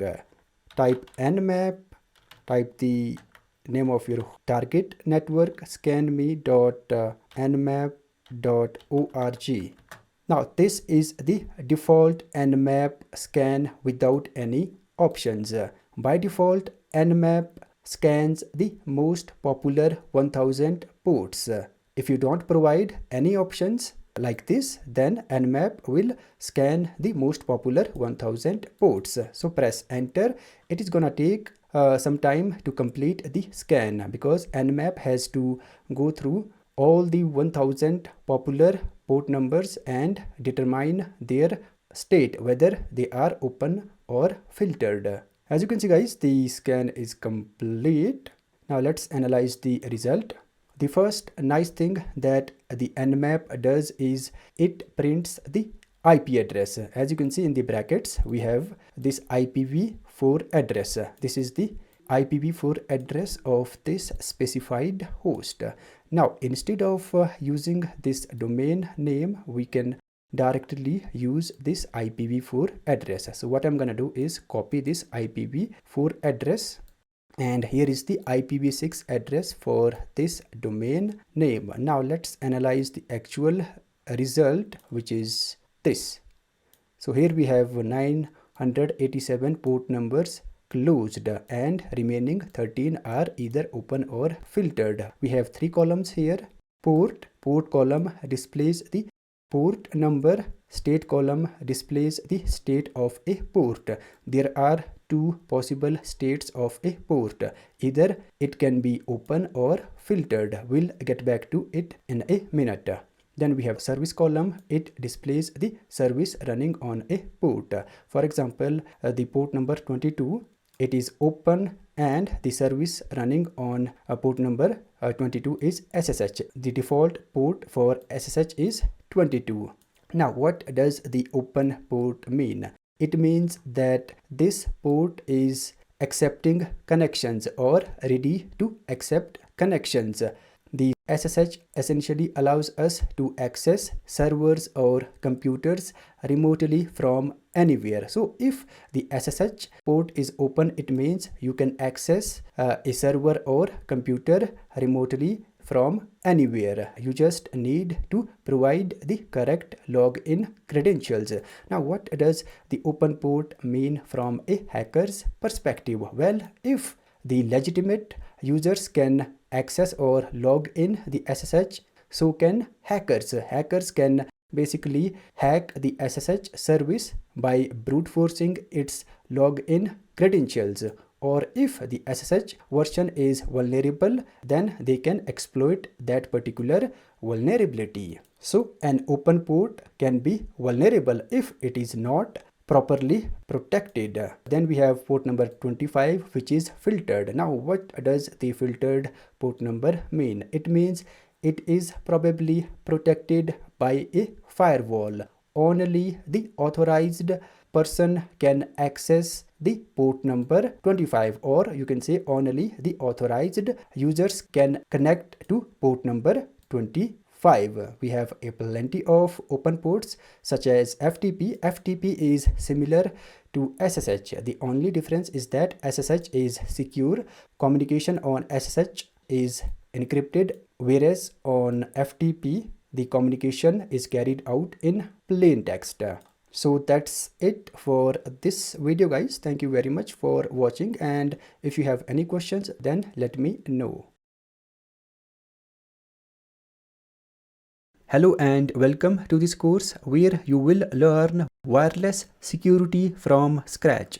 This course is suitable for absolute beginners who want to learn about Wi-Fi attacks and defense, how attackers hack a Wi-Fi network, and how to detect and protect against Wi-Fi attacks. To learn defensive strategy, first we need to understand how a Wi-Fi network is compromised. Then we will be able to develop a good defensive strategy. By the end of this course, you will be able to secure your Wi-Fi network from all potential threats. This is a detailed course where everything will be covered from scratch. You will be taught how things work behind the scenes or attacks, not just commands. Now, you need an external wireless card for Wi-Fi penetration testing. These are the recommended cards suitable for Wi-Fi pen testing that you can consider purchasing. They are all compatible and supported by Kali Linux. We are going to use Kali Linux for Wi-Fi penetration testing. Kali Linux has all the tools pre-installed that we need for Wi-Fi penetration testing and security. In this video, we will learn how to connect your wireless network card to Kali Linux and address the common errors that may arise initially. Now let's dive into the practicals. Before you plug in or connect your wireless card, we need to upgrade the system. So type sudo apt. First we need to update the repositories. Now provide your password. Let the update command finish. Now once the update command completes, then we need to execute upgrade command. So type sudo upgrade, press enter. Now type y, press enter. Let the upgrade command finish. It is very important. Now once the upgrade command finishes, now we are good to go. Now plug in or connect your wireless network adapter to your USB port. To use your wireless card in your Kali Linux virtual machine, go to the devices, click on USB, and your wireless network card's name should appear in this list. I have an alpha network card that uses an Athereus chipset. As you can see, it is listed here. So click on your network card or appropriate network card. I'm going to click on Athereus. Now once selected, Kali Linux is going to take around 15 to 20 seconds to set up everything when you use your wireless network card for the first time in Kali Linux. Now wait for 15 to 20 seconds. Now to verify whether your card is detected by Kali Linux or not, type IP space A, press enter. As you can see, guys, WLAN 0, my wireless card has been detected. W stands for wireless, LAN stands for local area network, and the number 0 represents the card number. Each wireless card has a unique number assigned to it. The first wireless card that you connect is assigned number 0. If you connect another card, that card will be assigned number 1. In case if your card is not appearing or Kali Linux has not detected it, then disconnect your card, then reconnect again and repeat the same steps. Go to the devices, USB, click on Athereus or whatever chipset your card is using. Now let me verify again. As you can see, WLAN 0, it has been detected. Once detected, now you can use your wireless card to connect to a Wi-Fi network. Click on the networks icon, click on available networks. Now select the Wi-Fi network that you want to connect to. As you can see, now sometimes you might encounter errors like this: can't attach USB device, failed to attach the USB device. In case if you do encounter such an error, then solution is simple. Disconnect your wireless card, then reconnect again. Now go to the devices, USB. As you can see, my network card is already selected. If it is already selected, then you don't need to do anything. Just wait for a few seconds and type IP-IPA to verify it, as you can see. And if it is not selected, then select your chipset. Then it should automatically solve the problem. In case you have a different network card and Kali Linux is not detecting it, post your questions in the Q&A section. I will definitely answer your queries there. If you have a network card that I recommended, Kali Linux will detect them automatically. You don't need to install drivers for them if you use Alpha series cards. Now once the wireless card is detected, now we are good to go. Now let's talk about the tools that we are gonna use for wireless penetration testing. The tool that we are gonna use is Aircrack-ng. Now Aircrack-ng is not a single tool, rather it is a complete suite. It is collection of many tools. Aircrack-ng is the best tool out there for testing wireless security. Each tool within Aircrack-ng is designed for specific tasks. For example, Aircrack suite has a tool called Aerodump-ng.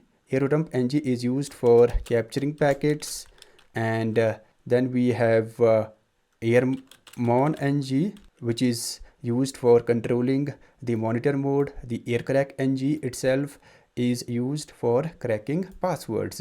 There are many more tools in the Aircrack suite that we will explore as we progress through the course. Now we need to verify whether Aircrack-ng is detecting the wireless card or not. So type sudo airmon-ng, press enter, provide your password. As you can see, Airmon-ng has also detected the wireless card. It means this card is compatible with Airmon-ng. Now we are good to go. Remember guys, you will need to repeat the same steps each time you want to use your wireless adapter in your Kali Linux virtual machine, right? After plugging in the card, you need to go to the devices, USB, then select your wireless card. In this video, we will discuss managed and monitor modes. A wireless network card can operate in two modes, managed and monitor mode. In managed mode, also known as normal mode, the wireless network adapter is used for standard tasks such as connecting to Wi-Fi networks, accessing the internet, and utilizing other network resources. Monitor mode, on the other hand, is entirely different. It allows us to intercept or capture all network traffic being transmitted over a specific Wi-Fi network or all surrounding wireless networks within its range. Wireless cards operate in managed mode by default, allowing you to connect to Wi-Fi networks. However, to capture or monitor network traffic, we need to switch or change the network card to monitor mode. In monitor mode, a wireless network adapter can capture wireless network traffic within its range. Now let's discuss the real question: why do we need to capture wireless network traffic? Well, to hack a Wi-Fi network, certain information is required. This information can be obtained by capturing packets, and monitor mode allows you to capture those required packets. Specifically, we need the four-way handshake, which can be intercepted using monitor mode. However, it is important to note that this mode is often used for legitimate purposes by network administrators, security professionals, and researchers. They use it to monitor and analyze wireless network traffic for troubleshooting, security testing, and research purposes. In the next video, we will enable the monitor mode. In this video, we will finally learn how to enable and disable monitor mode as well as how to restart the network manager. Now let's jump into the practicals. First, connect or plug in your wireless network card. I have already plugged in mine. Let me verify that. Type IP space A, press enter. As you can see, here it is WLAN 0. I'm gonna put a WLAN 0 into the monitor mode. So type sudo airmon-ng. Airmon-ng is part of the Aircrack suite. It is used for controlling the monitor mode, including enabling and disabling it. Now, before enabling the monitor mode, we need to check for processes that might cause problems later. There are certain processes that might put your card back to the managed mode from monitor mode. So let's check those processes. Pass check parameter. It will list those processes. Press enter. As you can see, found two processes that could cause problems. Now we need to terminate these processes. It is easy. After check, type kill. Kill parameter is going to kill or terminate those processes. Press enter. As you can see, this process has been terminated. Now we are good to go. Type sudo airmon-ng space, type start space. Now specify the name of your wireless card that you want to put into the monitor mode. For me it is WLAN 0. Now airmon-ng is going to start the monitor mode on this specified wireless card WLAN 0. Press enter. As you can see, monitor mode enabled for WLAN 0 on WLAN 0 mon. It means that the specified wireless card WLAN 0 has been put into the monitor mode under the new name WLAN 0 mon. And if you want to use or access the monitor mode, then we have to use this name WLAN 0 mon or whatever name it is after this particular part. Now let's actually verify whether the card is in monitor mode or not. Type IP space A at the bottom. As you can see, WLAN 0 mon. The card is indeed in the monitor mode. We can also use iwconfig command to verify the monitor mode. Press enter. As you can see, mode monitor. Now once your card is in monitor mode, you can't use it for general purpose like connecting to the Wi-Fi networks. In monitor mode, we can capture traffic and monitor all the Wi-Fi networks within your network card's range. We will do that in the next video. Now let's learn how to put your card back to the managed mode. At some point you will need to put your card back to the managed mode, right? Once you are done with Wi-Fi pen testing. So type sudo airmon-ng stop. Now type name of your monitor mode, which is WLAN 0 mon for me. Now airmon-ng is going to stop the monitor mode WLAN 0 mon. Press enter. As you can see guys, monitor mode disabled for WLAN 0 mon. Now let me list network interfaces. IP space A.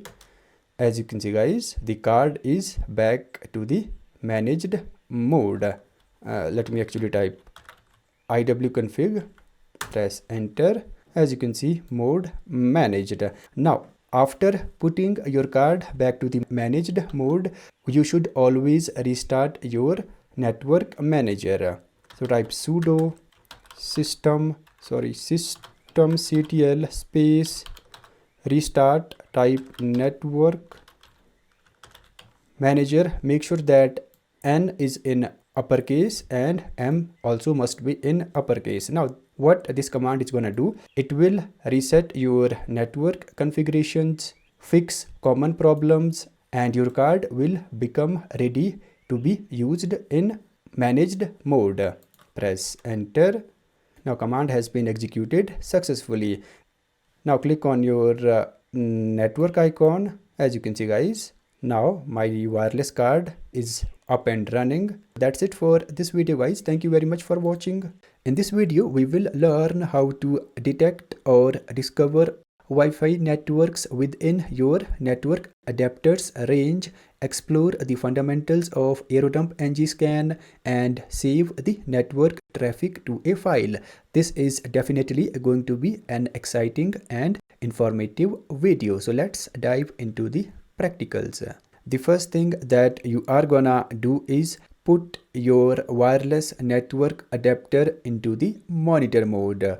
I have already enabled monitor mode. Let me verify that. Type IP space A, press enter. As you can see, WLAN 0 mon. My card is already in the monitor mode. We need the monitor mode for capturing wireless network traffic and discovering Wi-Fi networks.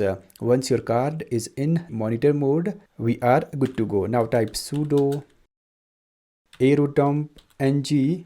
AeroDump-ng is also part of the Aircrack suite.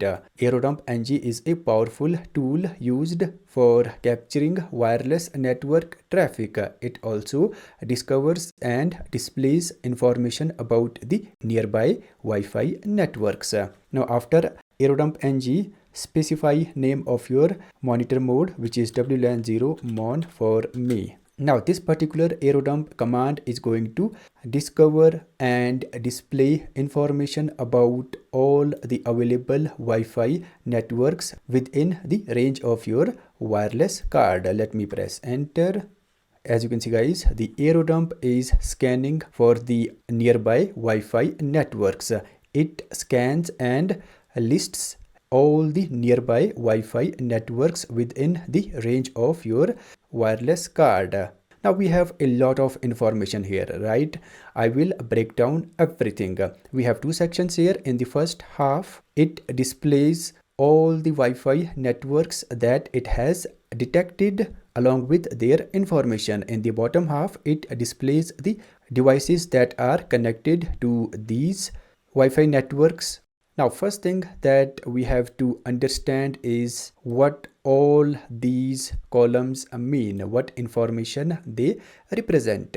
Now, the first field is BSSID. BSSID refers to the MAC address. Each wireless access point or wireless router has a MAC address. For example, the MAC address for the network Cyborg is this. Then we have PVR. PVR indicates the signal strength. It basically tells us how close we are to a Wi-Fi network. If the PVR value is around 70 or above 70, then it means the signal strength is weak. If it is below 60, then the signal strength is considered average, and if this value is below 40, then it means the signal strength is strong. You are close to a Wi-Fi network, or you have a very powerful wireless card. Then we have beacons column. It displays the total beacon packets that a Wi-Fi network has transmitted. A Wi-Fi network uses beacon packets to announce its presence.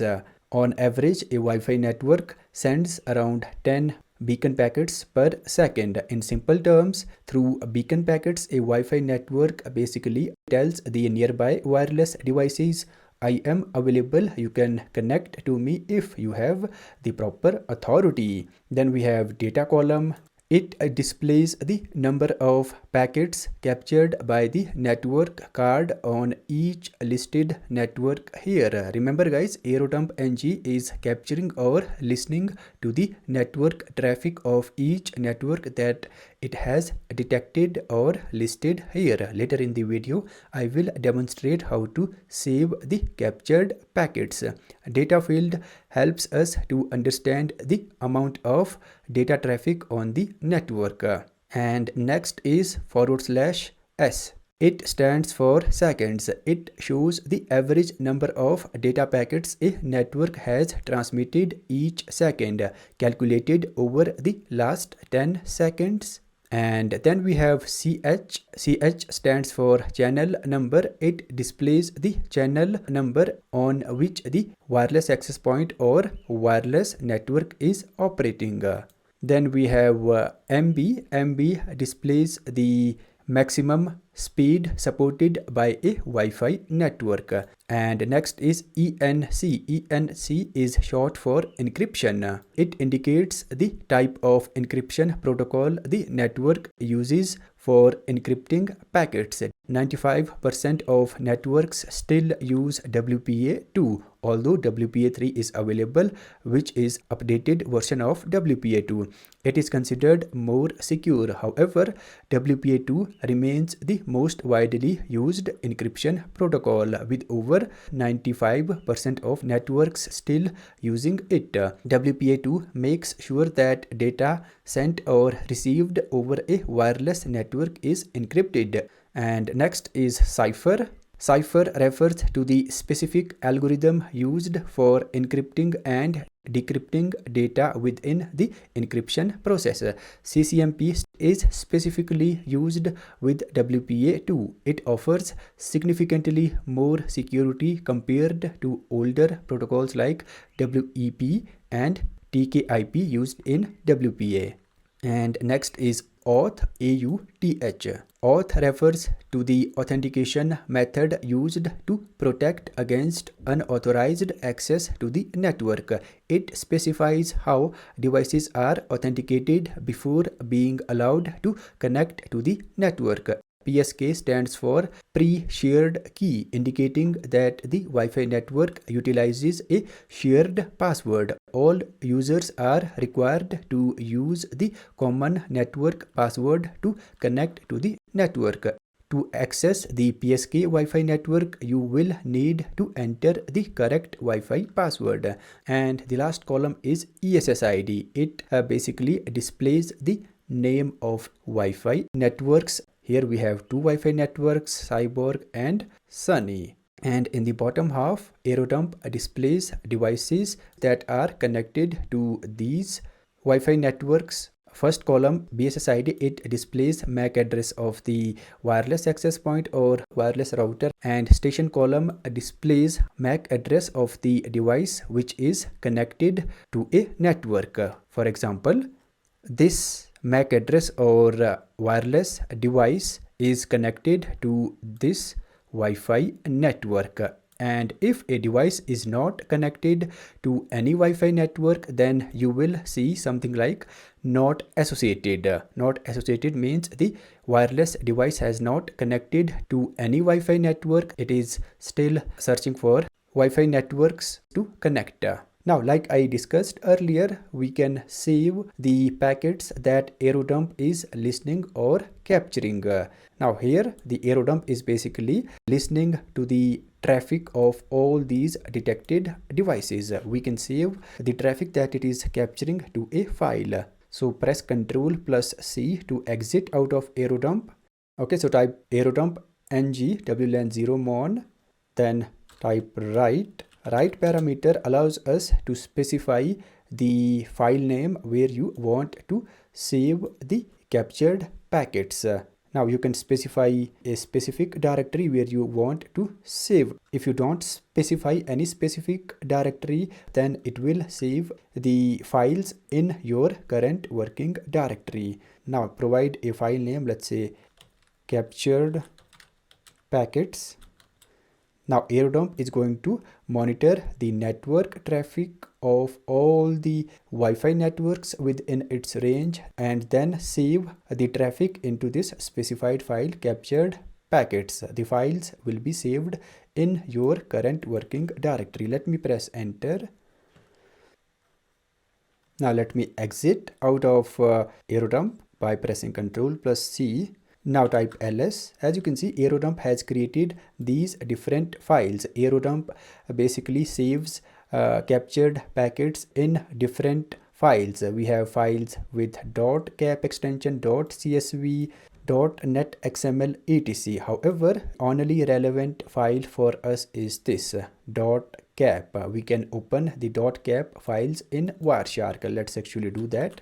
Type Wireshark space and then specify the file name that you want to open. Now what Wireshark is gonna do, it will open this specified file. Let me press enter. As you can see guys, inside this file we have the packets that the AeroDump captured. So guys, that's how you can save the captured packets to a file. So that's it for this video guys. Thank you very much for watching. In this video, we will learn how to scan Wi-Fi networks operating on the 5 GHz frequency band. This is a theoretical video. Practical aspects will be demonstrated in the next video. There are certain things about 5 GHz networks that we need to understand before diving into the practical aspects. By default, AeroDump-ng only scans and lists networks in the 2.4 GHz band, as we saw in the previous video. Now, what if a network is using only the 5 GHz band? Most networks use dual bands, but some specifically use only 5 GHz frequency band. To scan the 5 GHz networks, we have to use the band option in AeroDump-ng. Remember, this is important to scan or discover 5 GHz networks. Your network card must also support the 5 GHz band. That's the prerequisite. Now we need to use the band parameter with AeroDump to scan for 5 GHz networks. The band option allows you to specify different bands or a combination of bands that you want to scan. AeroDump supports two bands, 2.4 GHz and 5 GHz. We can also combine both, which enables us to scan for both 2.4 and 5 GHz networks. Now to scan and list 5 GHz networks, we need to use band A parameter with AeroDump. The letter A represents the 5 GHz band. We will demonstrate this practically in the next video. There are other options for the band parameter as well. B represents 2.4 GHz band using the old 802.11b standard, and G represents the 2.4 GHz band using the 802.11g standard, which is more common. G is also the default mode. If you don't specify any bands, by default AeroDump runs with the G option, and if you want to scan for both bands, you can use band AG option. Remember, specifying multiple bands can increase workload on your system and potentially slow down scanning. We will continue where we left off in the previous video. In this video, I will demonstrate how to scan for 5 GHz networks, practically also how to scan for both 2.4 and 5 GHz networks simultaneously. Now let's dive into the practicals. So type sudo AeroDump-ng space 2 hyphens, type band. The band parameter allows us to specify the frequency band that you want to scan for. I want to scan the 5 GHz frequency band or Wi-Fi networks. So type A. As we discussed in the previous video, A represents the 5 GHz frequency band. Now specify name of the monitor mode, which is WLAN 0 mon. Now this particular AeroDump command is only going to discover and display the 5 GHz Wi-Fi networks or Wi-Fi networks using the 5 GHz frequency band. Remember guys, your wireless network adapter must support the 5 GHz band. Then only the AeroDump will be able to scan and list the 5 GHz networks. Press enter. As you can see, AeroDump has detected the 5 GHz network. It is still scanning. If it finds other 5 GHz Wi-Fi networks, then those will be listed as well. Now, how do you exactly know whether AeroDump is scanning the 5 GHz networks or frequency band? Well, check out this particular section, CH.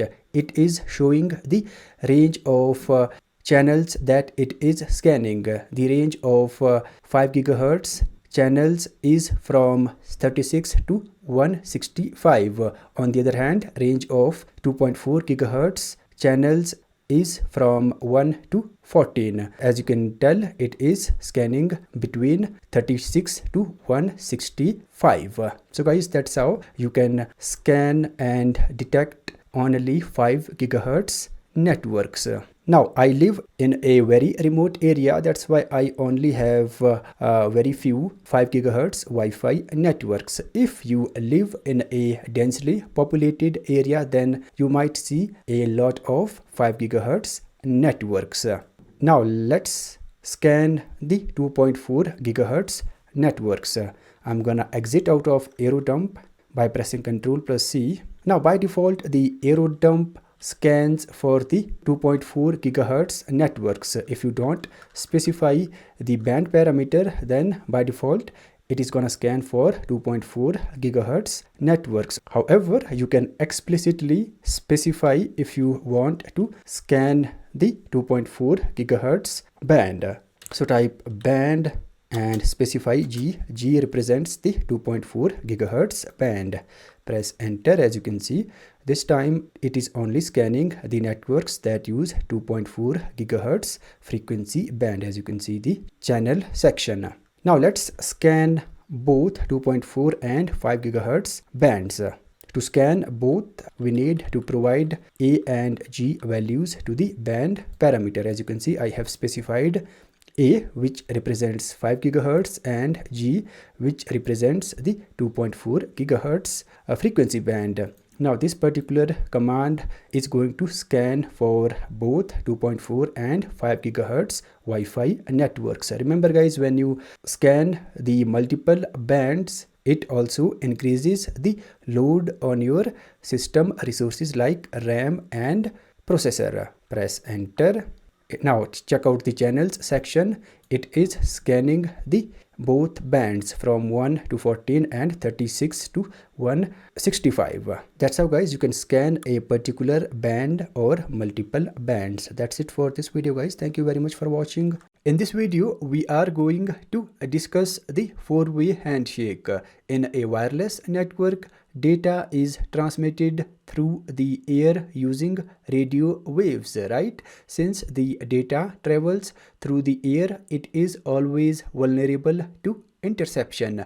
If the network is not properly protected, hackers can easily intercept and steal your information by capturing the unencrypted or unprotected data. This can lead to compromised devices and stolen personal information across the network. Therefore, we need a mechanism to protect the data. As we have seen in the previous video, data can easily be intercepted. This is where the four-way handshake comes in. It refers to the initial exchange of 4 packets between a client device like your laptop or phone and a wireless access point you are trying to connect to. As we discussed in the cryptography section, keys or encryption keys are used to encrypt data, right? So to encrypt wireless data, we need encryption keys. The four-way handshake is the process of generating encryption keys. Encryption keys generated by a successful four-way handshake are also known as session keys.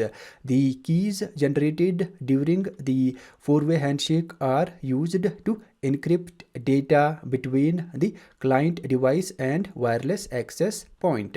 The four-way handshake establishes a secure connection between client device and a wireless network so they can communicate securely over an encrypted channel. After a successful four-way handshake, the client device and the wireless access point can communicate securely. This allows the client to access the internet securely. Data gets encrypted, and even if Attackers intercept this encrypted data, they will only see scrambled or encrypted information, not the original data itself. Now, to hack a Wi-Fi network, we need to capture four-way handshake. Capturing four-way handshake is essential. Four-way handshake contains all the necessary details to initiate the password cracking process. By capturing, we mean intercepting a successful four-way handshake. The four-way handshake is essentially the exchange of four packets between a client device and a wireless router or wireless access point. We need to intercept four packets of four-way handshake to initiate the password cracking.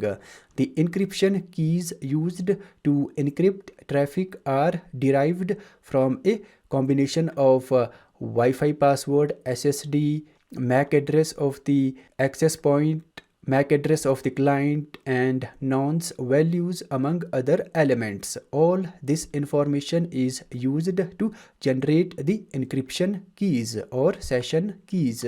These elements undergo a cryptographic function to generate session keys, which encrypt data during the Wi-Fi session. It is important to note that these elements are not directly combined to generate session or encryption keys. Instead, they go through four distinct steps within four-way handshake process.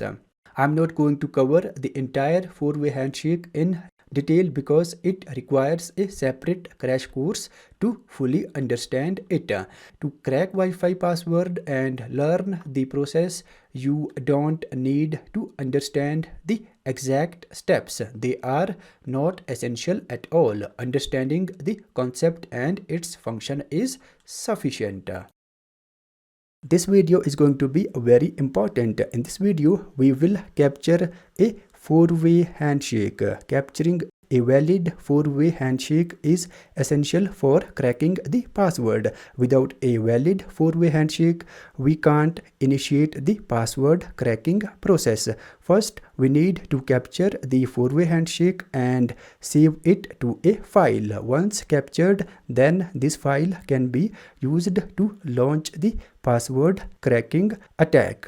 First thing that we need to do is collect some essential information about the target network. We need certain information to hack or test a Wi-Fi network, such as its MAC address and channel number. So type sudo aircrack-ng. Now specify name of your monitor mode, which is WLAN 0 MON for me. Now aircrack-ng command is going to discover and display all the available Wi-Fi networks within the range of my wireless network adapter. Press enter. Now keep scanning until your target network appears in this list. As you can see, my target network has already been detected, which is this Sunny. I'm gonna test or hack my own Wi-Fi network. Once your target network gets detected, then you can exit the aircrack-ng. Now I'm gonna note down the MAC address and channel number of my target network in a file. So let me open a new terminal tab and I'm gonna open Nano to note down the details. MAC address and channel number. Let me copy the MAC address. This is the MAC address of my target network, which is Sunny. Let me paste it here. And the channel number is 9. Now we need to monitor the network traffic of our target network. So type sudo space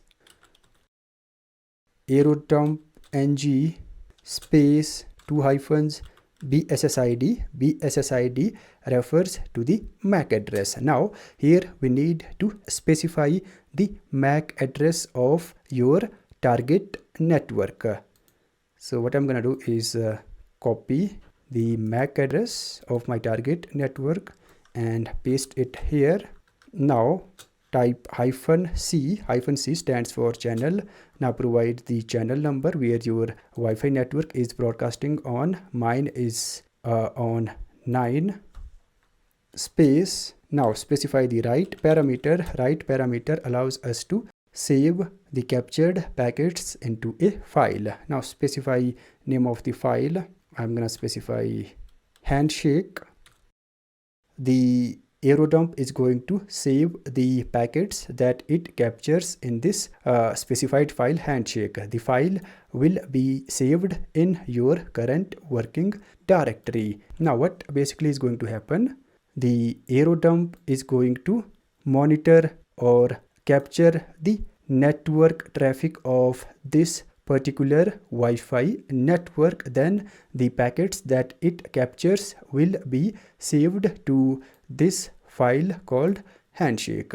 And of course at the end you have to specify the monitor mode name, which is WLAN0 MON for me. Now press enter.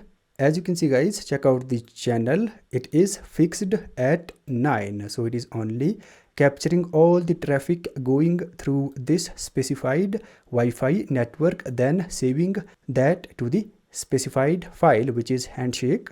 Now the primary target of this video is to capture Handshake, right? So how to capture the four-way Handshake? Either a new device has to connect to the target network, or an existing device has to disconnect then reconnect to the network. So as soon as a new device connects or reconnects to the network, then the four-way Handshake will be captured. Let me demonstrate this. What I'm gonna do is, I am already connected to my network, right? Let me disconnect from the network. Now as soon as I reconnect, the four-way Handshake will be captured.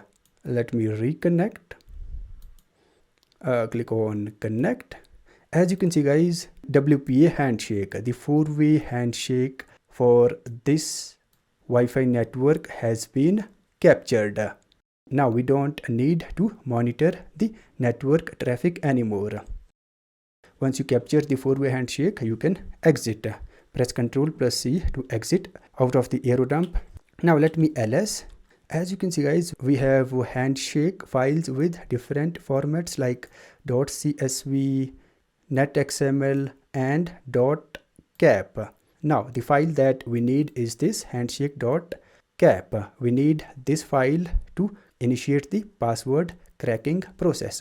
Before that, we have to actually verify whether the four-way Handshake is valid or not. It can be done using Wireshark.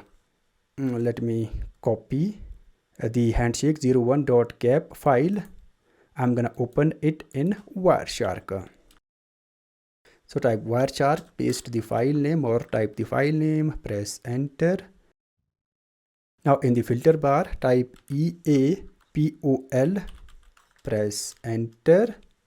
Now EAPOL stands for Extensible Authentication Protocol over LAN. It is a network communication protocol used for authenticating network devices.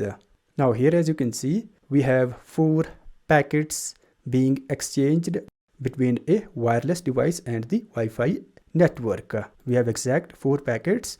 It means the four-way Handshake was successful, because a successful four-way Handshake exchanges 4 packets between a wireless device and the Wi-Fi network or wireless access point.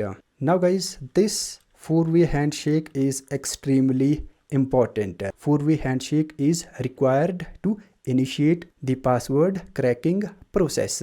Okay, so keep this handshake.cap file safe. We are gonna need it later when we will crack the Wi-Fi password.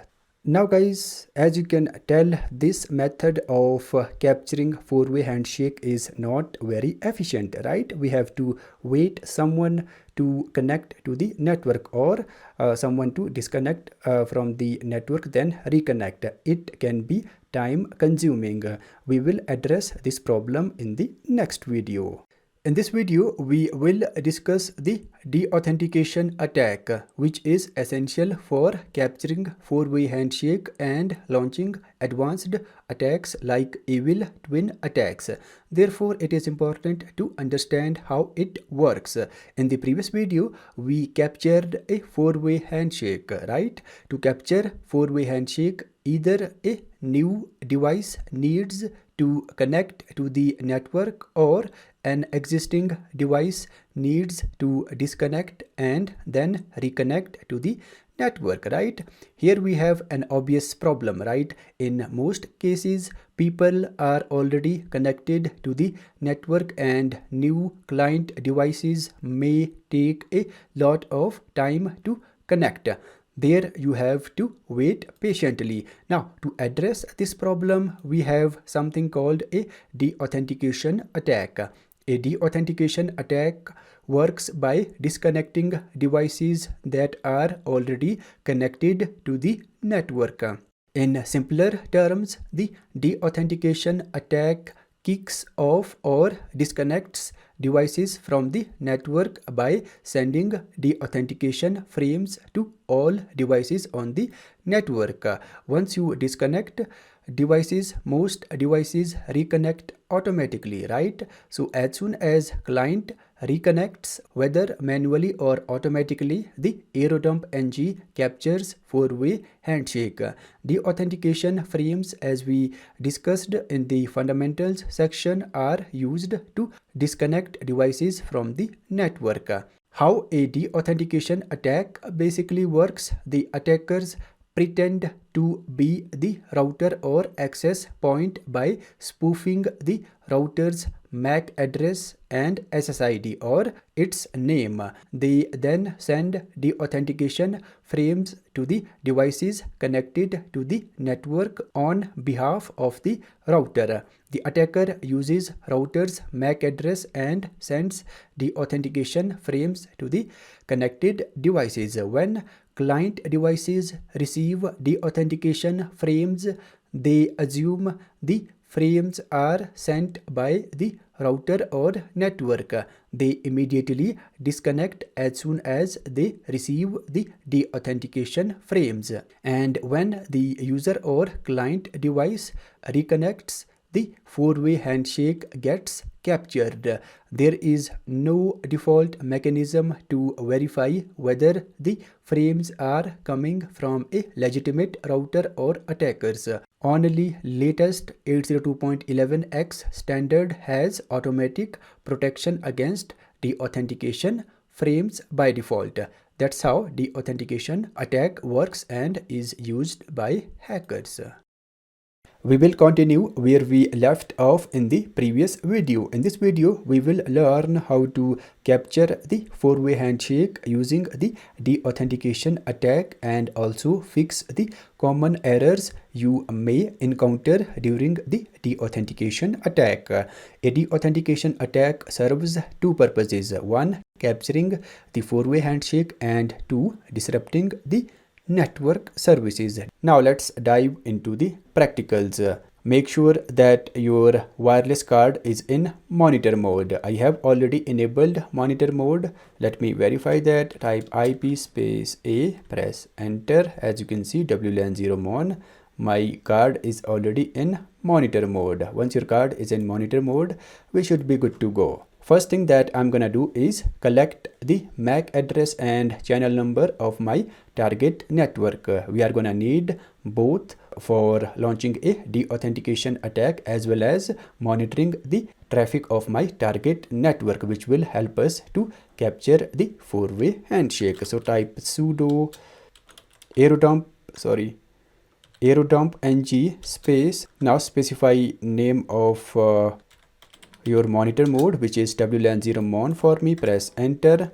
Now keep scanning until your target network appears in this list, and mine has already been detected. As you can see, my target network is Sunny. Press Ctrl+C to exit out of Aircrack. I'm gonna note down the MAC address and channel number of my target network. So let me copy the MAC address and I'm gonna open a new terminal tab, type nano, and I'm gonna note down the details in this file. Press Ctrl Shift plus V to paste, and the channel number is 5. Now I'm gonna monitor the traffic of my target network. So type sudo aerodump-ng space, type bssid. Now copy and paste the MAC address of your target network. After bssid, paste the MAC address. Now type C. C is for channel number. Now type the channel number of your target network, which is 5 for me, space. Now type write. The write parameter, as we already discussed in the previous practical video, it allows us to save the packets that Aerodump captures to a file. So specify a file name where you want to save the packets. 4-way handshake. By default, this file will be saved in my current working directory. And the last thing that Aerodump needs is the name of your monitor mode, which is WLAN0 mon for me. So this particular Aerodump command is going to monitor the traffic of this specified Wi-Fi network, and the packets that it captures will be saved to this specified file 4-way handshake. Now press enter. As you can see, it is capturing the packets and saving them into the specified file. Now we need to launch the de-authentication attack. So keep this Aerodump command running. I'm gonna open a new terminal tab. Now to execute the de-authentication attack effectively, we need to configure the network card to the channel number where the target network is operating. Sometimes you will encounter errors like WLAN0 mon is on channel N and AP uses another channel. To fix this problem, we need to set the wireless card to the channel number of your target network. So type sudo iw-config space. Now specify name of your monitor mode, then channel. Now type the channel number where your target network is operating. For me it is 5. This command is going to configure the wireless card to listen on channel number 5 or whatever channel number you specify. It will stick to this specific channel number and won't hop to others. Now press enter, provide your password, and the command has been executed successfully. Now we are ready to launch the de-authentication attack. So type sudo airplay-ng. Now Airplay-ng is also part of the Aircrack suite. It is used for generating de-authentication packets or frames. Now space, 2 hyphens, type de-auth.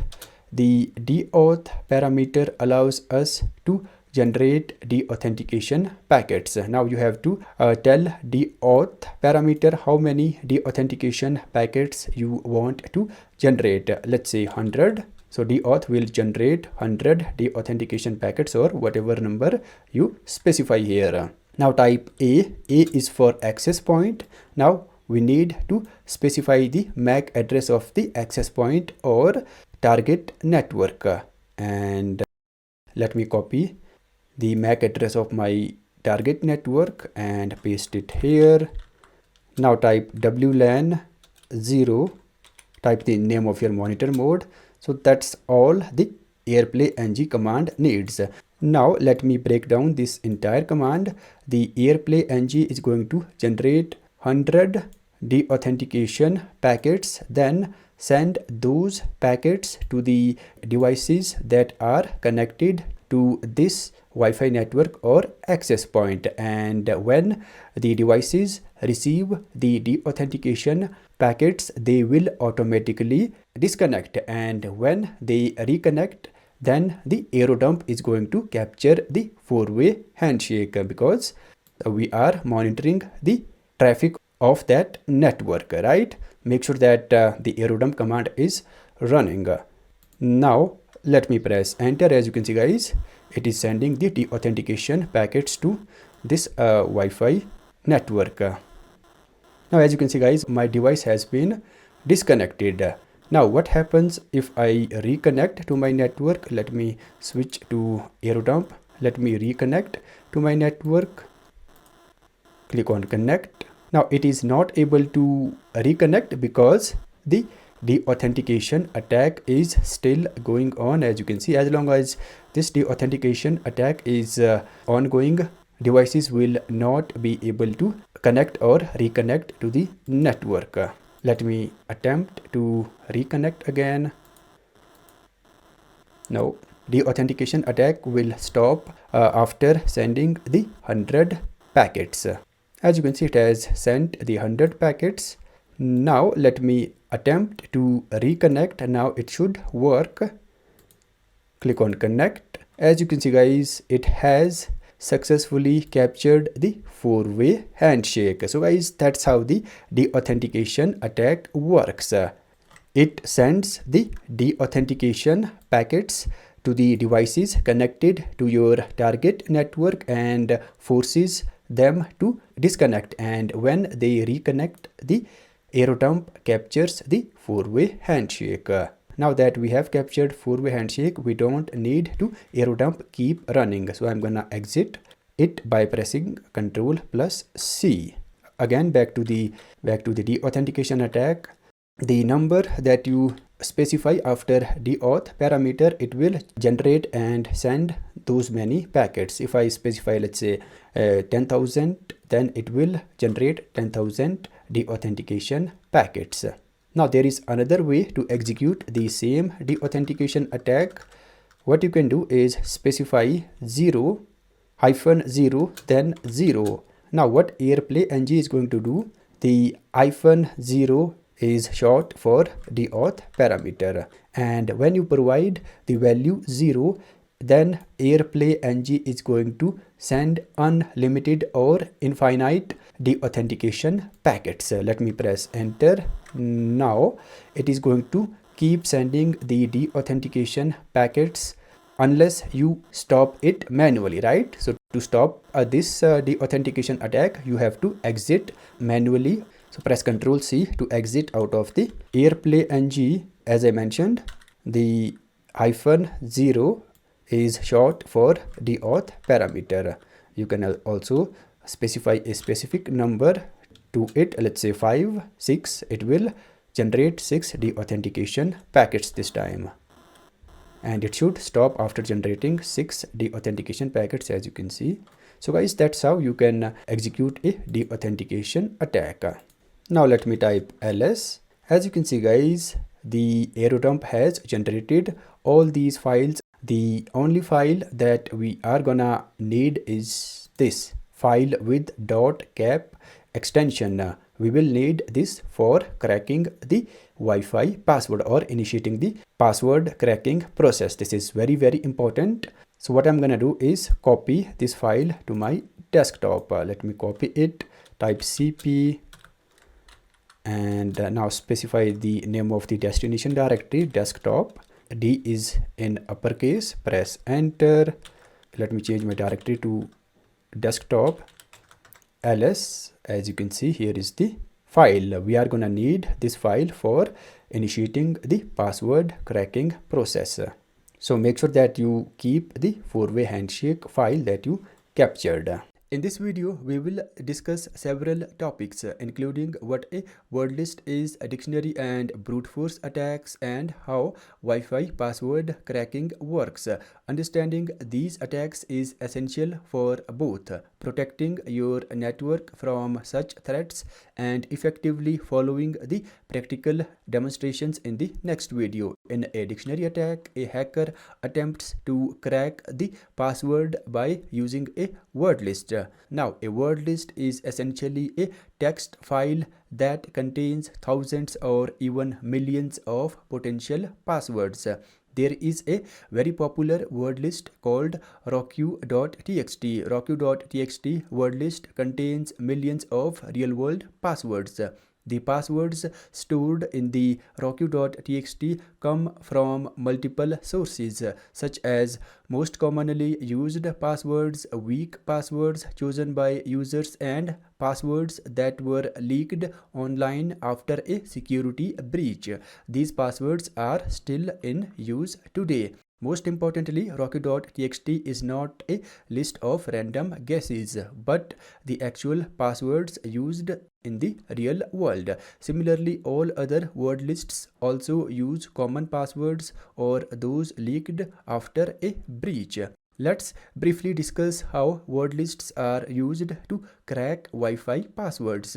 The tool used for cracking Wi-Fi passwords is Aircrack-ng.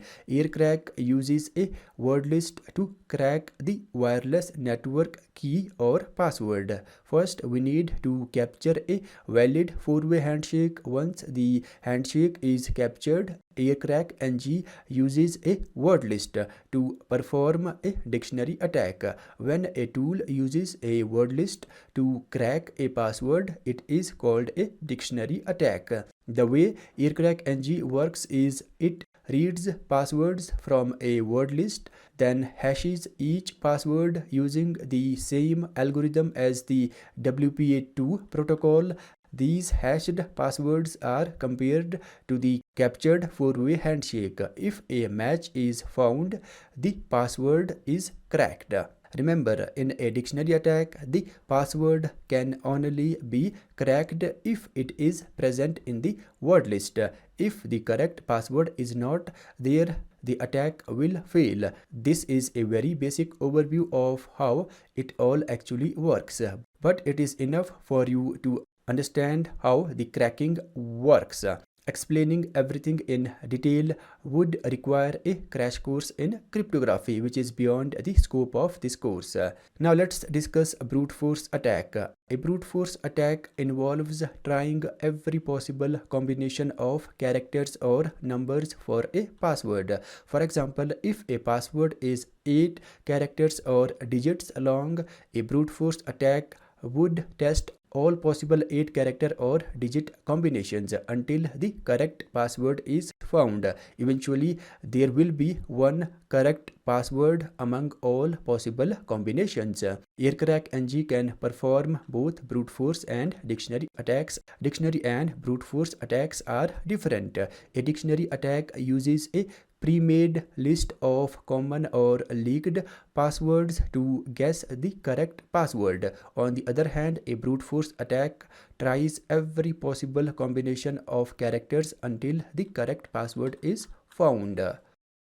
In this video, we are finally going to learn how to crack the Wi-Fi password or initiate the password cracking process. Before we do that, remember that you need a valid four-way handshake file to begin or start the password cracking process. I already have captured a valid four-way handshake. If you already have a valid four-way handshake file, then we are good to go. If you don't, you need to capture the four-way handshake first. It is an essential component required for password cracking. Now let's dive into the practicals. I have saved my four-way handshake file in my desktop. So I'm gonna change my directory to desktop. I recommend you do the same. Switch your directory to where you have the four-way handshake file saved. Ls, as you can see, here is my four-way handshake file. Now we are good to go. Type sudo aircrack-ng. Aircrack-ng, as the name suggests, it is used for cracking passwords or Wi-Fi passwords to be specific. Now Aircrack needs minimum two options: a valid four-way handshake and a word list. So first parameter that it needs is the four-way handshake. So specify name of the four-way handshake file. I'm gonna copy it and paste it here. And if you have four-way handshake file stored in another directory, then specify path to that directory. Since I have four-way handshake file in my current working directory, I only need to specify the file name. Now second parameter that it needs is the word list that you want to use for cracking the password. Kali Linux has many built-in word lists, and one of them is Roku.txt. Roku.txt is probably the most popular word list in world. So we have to specify the path to Roku.txt. Before we do that, there are a few things that we need to do. Open a new terminal tab. We need to change directory to word lists. So type cd user share. The word lists are stored in this directory called word lists. This is the complete path. Press enter. ls. Here, as you can see, guys, we have roku.txt.gz file. For now, the roku.txt is zipped. In order to use a roku.txt file, first we need to unzip it. Then we will be able to use it with Aircrack-ng or any other Kali Linux tool. To unzip, type sudo gunzip space. Now specify name of the roku.txt.gz file. Now gunzip is going to unzip this roku.txt.gz file. Press enter. It will take a few seconds to unzip. ls, as you can see, guys, roku.txt file has been unzipped. Now roku.txt has probably more than 1 million passwords. What I'm gonna do is check how many passwords are stored in this roku.txt file. So let me pipe the output of cat command to wc command. So type pipe character. Now wc-l, press enter. As you can see, guys, the roku.txt has over 1 million passwords. No, not 1 million, rather over 14 million passwords stored inside this roku.txt file.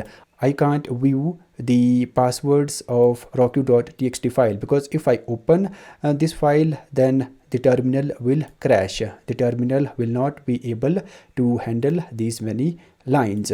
But what I'm gonna do is check the, let's say, first 10 passwords. It is easy. Type cat roku.txt, pipe it to head command -n, let's say 100. The head command is going to display the first 100 lines or passwords in this file. Press enter. As you can see, guys, these are the passwords in the roku.txt file. There are millions of such common passwords.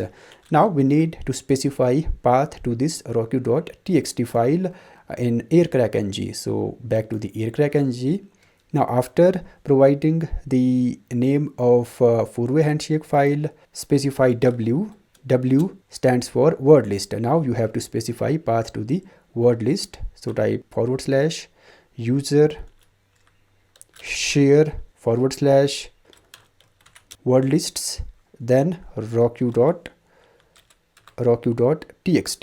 Let me resize my terminal a bit. Now Aircrack-ng is going to initiate the password cracking process and it will use this specified word list. Make sure that you have provided a valid four-way handshake file and correct path to roku.txt word list. Now press enter. As you can see, guys, the Aircrack has started the cracking process. It is currently testing around 550 or 600 passwords per second. But this number can be different and significantly higher for you if you have a high-end computer. As you can see, guys, key found. This is what a cracked password looks like. This is the password of my Wi-Fi network. Now I can use this password or key to access my Wi-Fi network or access my cracked Wi-Fi network. Remember, guys, the success of a dictionary attack depends on whether the password is in word list or not. If the password is in the word list, then it will be cracked. If not in the word list, then it won't be cracked. Now, passwords that contain only numbers are very easy to crack. In fact, a purely numerical password can be cracked within minutes without any problems. Like this, the numerical passwords are easiest and most vulnerable to cracking. However, if a password is stronger and includes numbers, letters, special characters, uppercase and lowercase characters, such passwords are very hard to crack, often impossible to crack. Even passwords based on common characters can still be vulnerable, but it takes significantly longer time to crack. I know this is very simple. I just wanted to show you how to use a word list to crack passwords. We will use more effective and sophisticated password hacking techniques in the upcoming video. Thank you very much guys for sticking around. In the previous two sections, we have seen how attackers can exploit or hack Wi-Fi networks using various methods, right? Now in this section, I will demonstrate how to detect and protect your network from all possible Wi-Fi attacks. This is the first video of the section. In this particular video, we will focus on detecting de-authentication attacks. The de-authentication attacks are central to both dictionary and evil twin attacks, right? The evil twin attack specifically depends on a successful de-authentication attack to function properly. Without a successful de-authentication attack, the evil twin attack is not impactful at all. Therefore, if we can detect the de-authentication attack, it makes safeguarding the network easier. In this video, we will learn how to detect de-authentication attacks using Wireshark. Now let's jump into the practicals. I'm gonna execute the de-authentication attack on my own network and then capture packets or de-authentication packets in Wireshark. Before we do that, we need some network details to launch the de-authentication attack, such as the MAC address of the target network and the channel number where it is broadcasting on. Now let me scan all Wi-Fi networks around me so I can note down the required details to launch the de-authentication attack. Aerodump-ng. Now specify the name of your monitor mode. As you can see guys, my target network has appeared in this list. This is the network Sunny. I want to execute the authentication attack on my network. Now once your target network appears here, press Ctrl+C to exit. Now I'm gonna open a new terminal window and note down the details. MAC address. This is the MAC address of my target network. Now let me note down the channel number where it is broadcasting on. Channel number is 11. Now we need the MAC address if you use the Airplay-ng to execute the authentication attack, and if you use MDK4 then you only need channel number. I'm gonna use the MDK4. So type sudo MDK4 space, specify the name of your monitor mode. Now D is for de-authentication attack. It launches the de-authentication attack. Now -C is for channel number. You have to specify the channel number where your target network is broadcasting on. For me it is 11. Now guys, before I execute this attack, I'm gonna open my Wireshark so we can capture the de-authentication packets. Later we will analyze those packets to identify the attack. And now in this window of interfaces, you will see the monitor mode. Here as you can see, WLAN 0 mon. So double click on your monitor mode. And as you can see, Wireshark has started capturing the network traffic. Remember, the Wireshark is capturing all the network traffic. So count for captured packets will easily go in thousands within a few seconds. Now let me execute the de-authentication attack. Let me press enter. As you can see, it is sending a plenty of de-authentication packets per second, over 1000 per second on average. Wireshark is capturing everything. So guys, when you put your card into the monitor mode, you will not be able to identify the de-authentication attack because Wireshark literally captures all your network traffic. Now what I'm gonna do is stop the capturing packets, click on the red button, and I'm gonna stop the de-authentication attack as well. So we literally have over 100,000 packets, as you can see. Now detecting the de-authentication packets among these thousands of packets is very difficult. Here we can use something called a filter. We need to use the filter for displaying only the de-authentication packets. So filter for that is type wlan 0.fc.type underscore then subtype equal to 12. Now in management frames, the subtype 12 represents the de-authentication frames and 11 represents the authentication frames, right? We discussed this in the fundamentals section. Now press enter. This filter will display only the de-authentication frames or packets. As you can see guys, under the info column, these are all de-authentication frames. We literally have thousands of de-authentication frames. So it is certainly a de-authentication attack, right?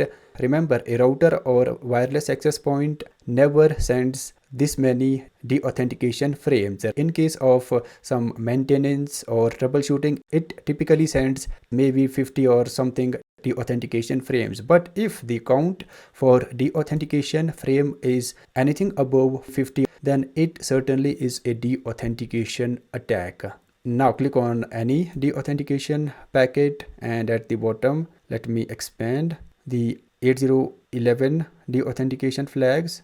Now here we have a field called type subtype de-authentication. In bracket we have a hexadecimal number 0x000C. If you convert this hexadecimal number into decimal, you will get 12. Now here we have the transmitter address, which is this MAC address. Now if I go back to my details that I have noted down, as you can see guys, this is the same MAC address. It means the de-authentication frames are coming from this MAC address. This MAC address or device is sending the de-authentication packets. Now this is the MAC address of the target router or target network, but here the router did not send these de-authentication frames, right?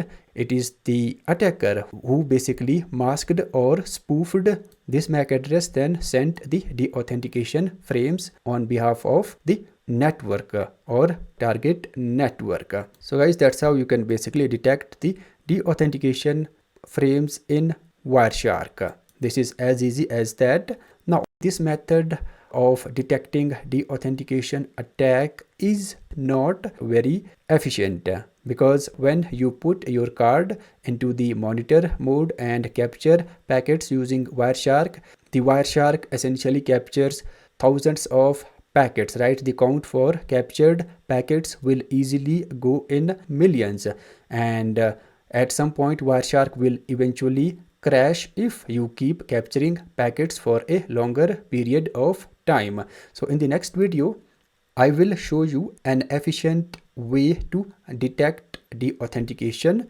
attack. Wireshark is a complicated tool, right? So in this video, I'm gonna simplify Wireshark for absolute beginners. So guys, if you are someone who is new to Wireshark or struggling with it, then trust me, by the end of this video, you will be able to use Wireshark efficiently. Wireshark is a special tool used for monitoring computer networks. Wireshark helps you to see what is happening when your computer sends and receives data. It monitors or captures all the network traffic. Wireshark is of course free and open source tool.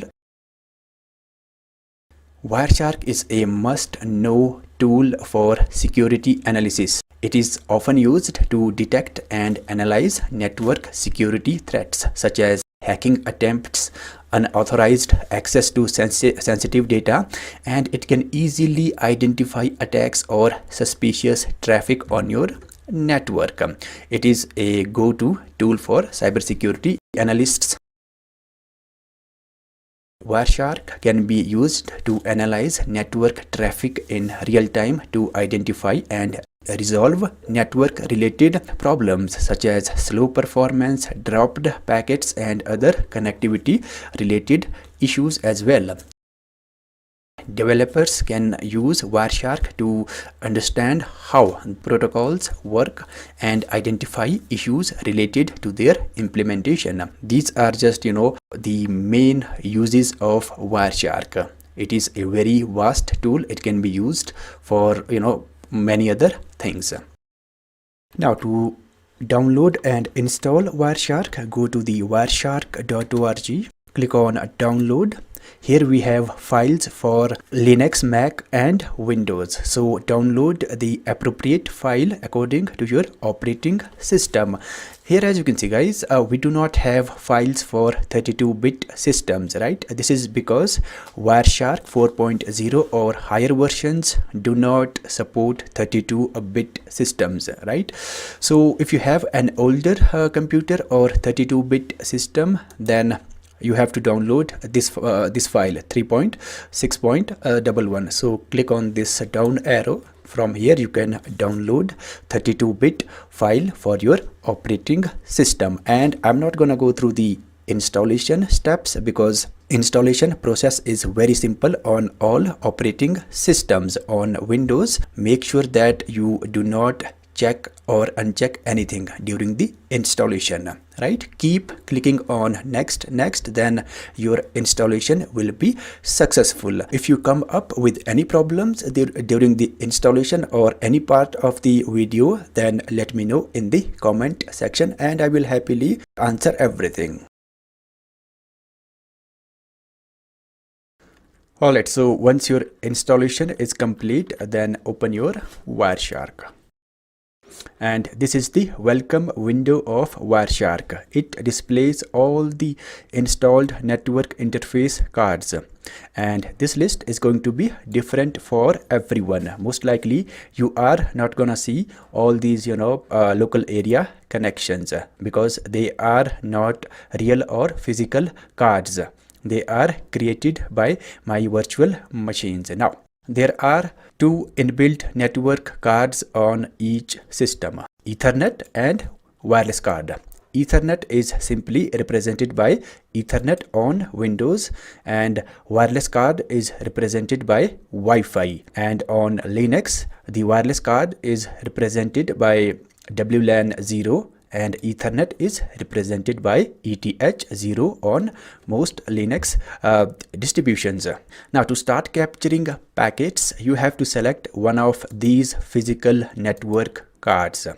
Now, which one exactly you have to select? Well, it depends on your connectivity, how you are connected to your network or how you are accessing the internet. I'm connected to my network through Wi-Fi or wireless card, so I'm gonna select Wi-Fi. As you can see, it is showing some spikes, right? These spikes are indicating that there are some activities going on this particular interface. We also have spikes on adapter for loopback traffic interface as well. Well, this is the local host. It does not capture your network's traffic. It only monitors your system traffic. This is not that important. Again guys, I'm gonna select Wi-Fi to start capturing packets. So double click on the appropriate interface.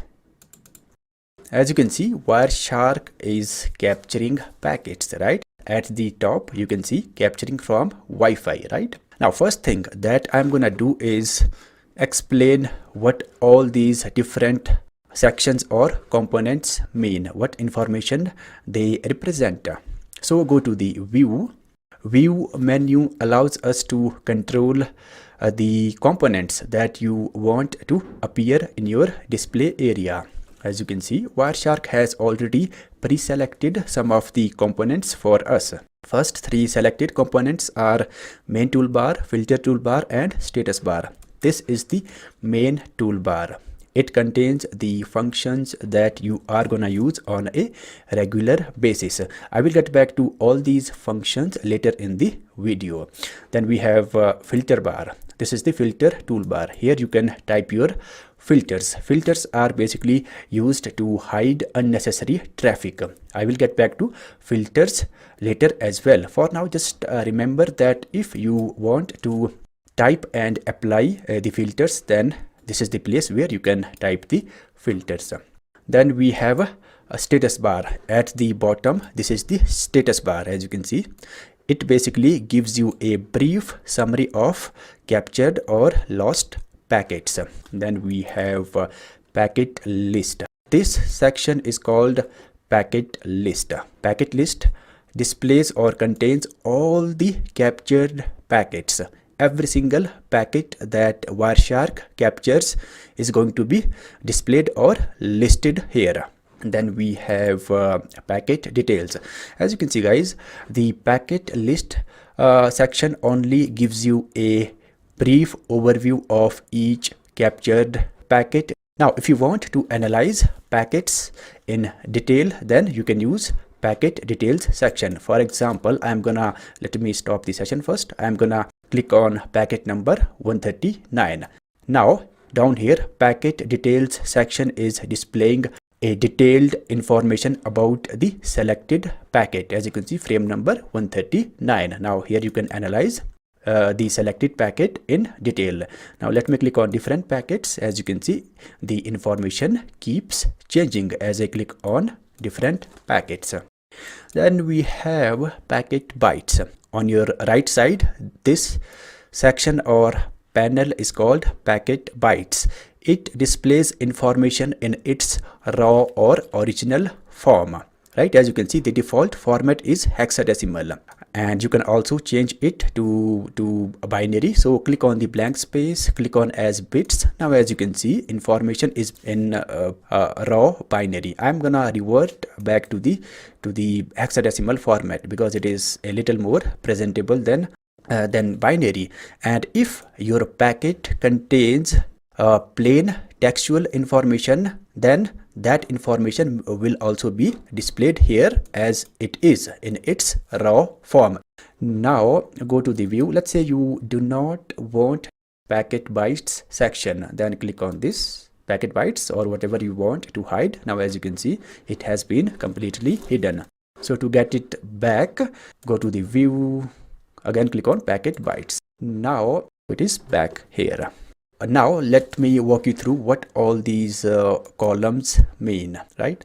So first column that we have is NO. NO is short for number. It basically displays the packet number. Each packet is going to have a unique number. As you can see, the first packet that Wireshark captures is automatically assigned number 1, second packet 2, and so on. Then second column is time.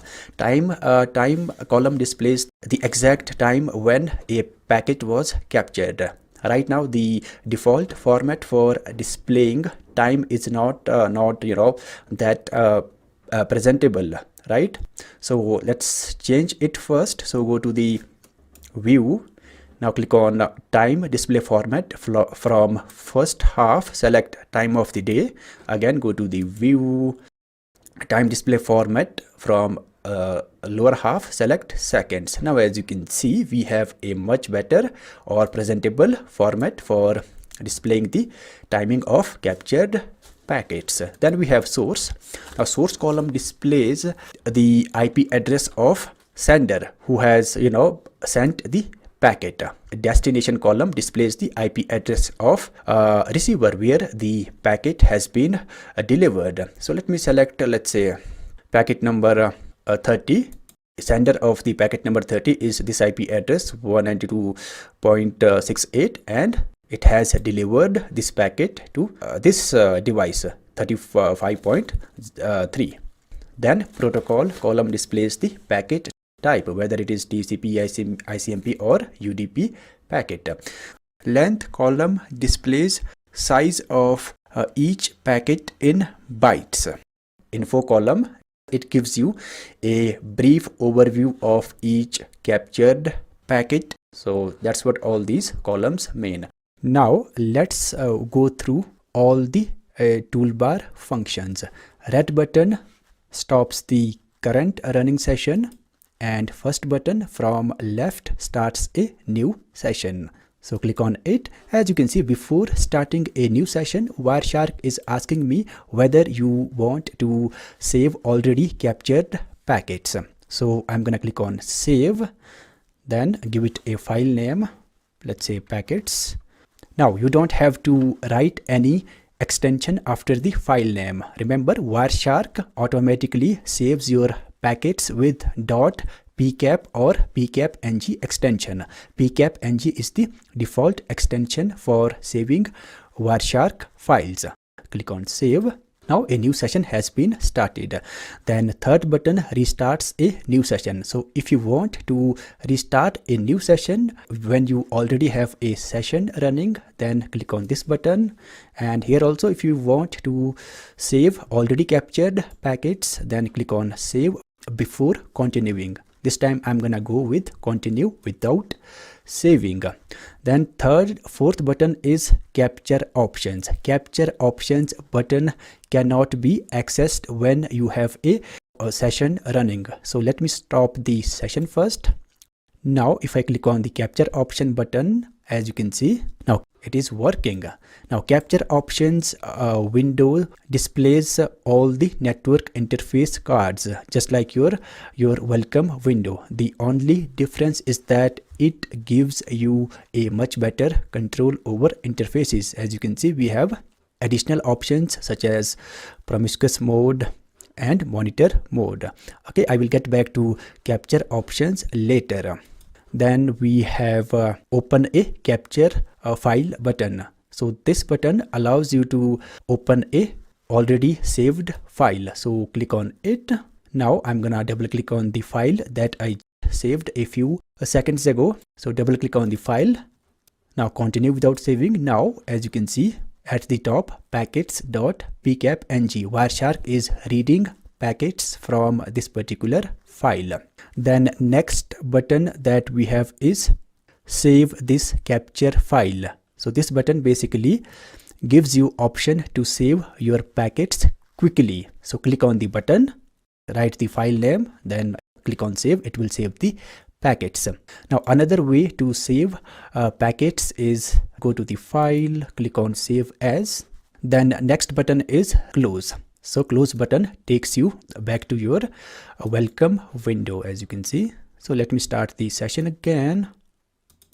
Now next button that we have is find. So click on the button.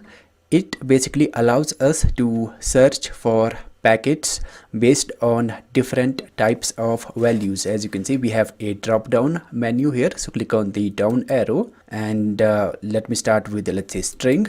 Now in this box, type a string or text, let's say payload. Now let me click on find.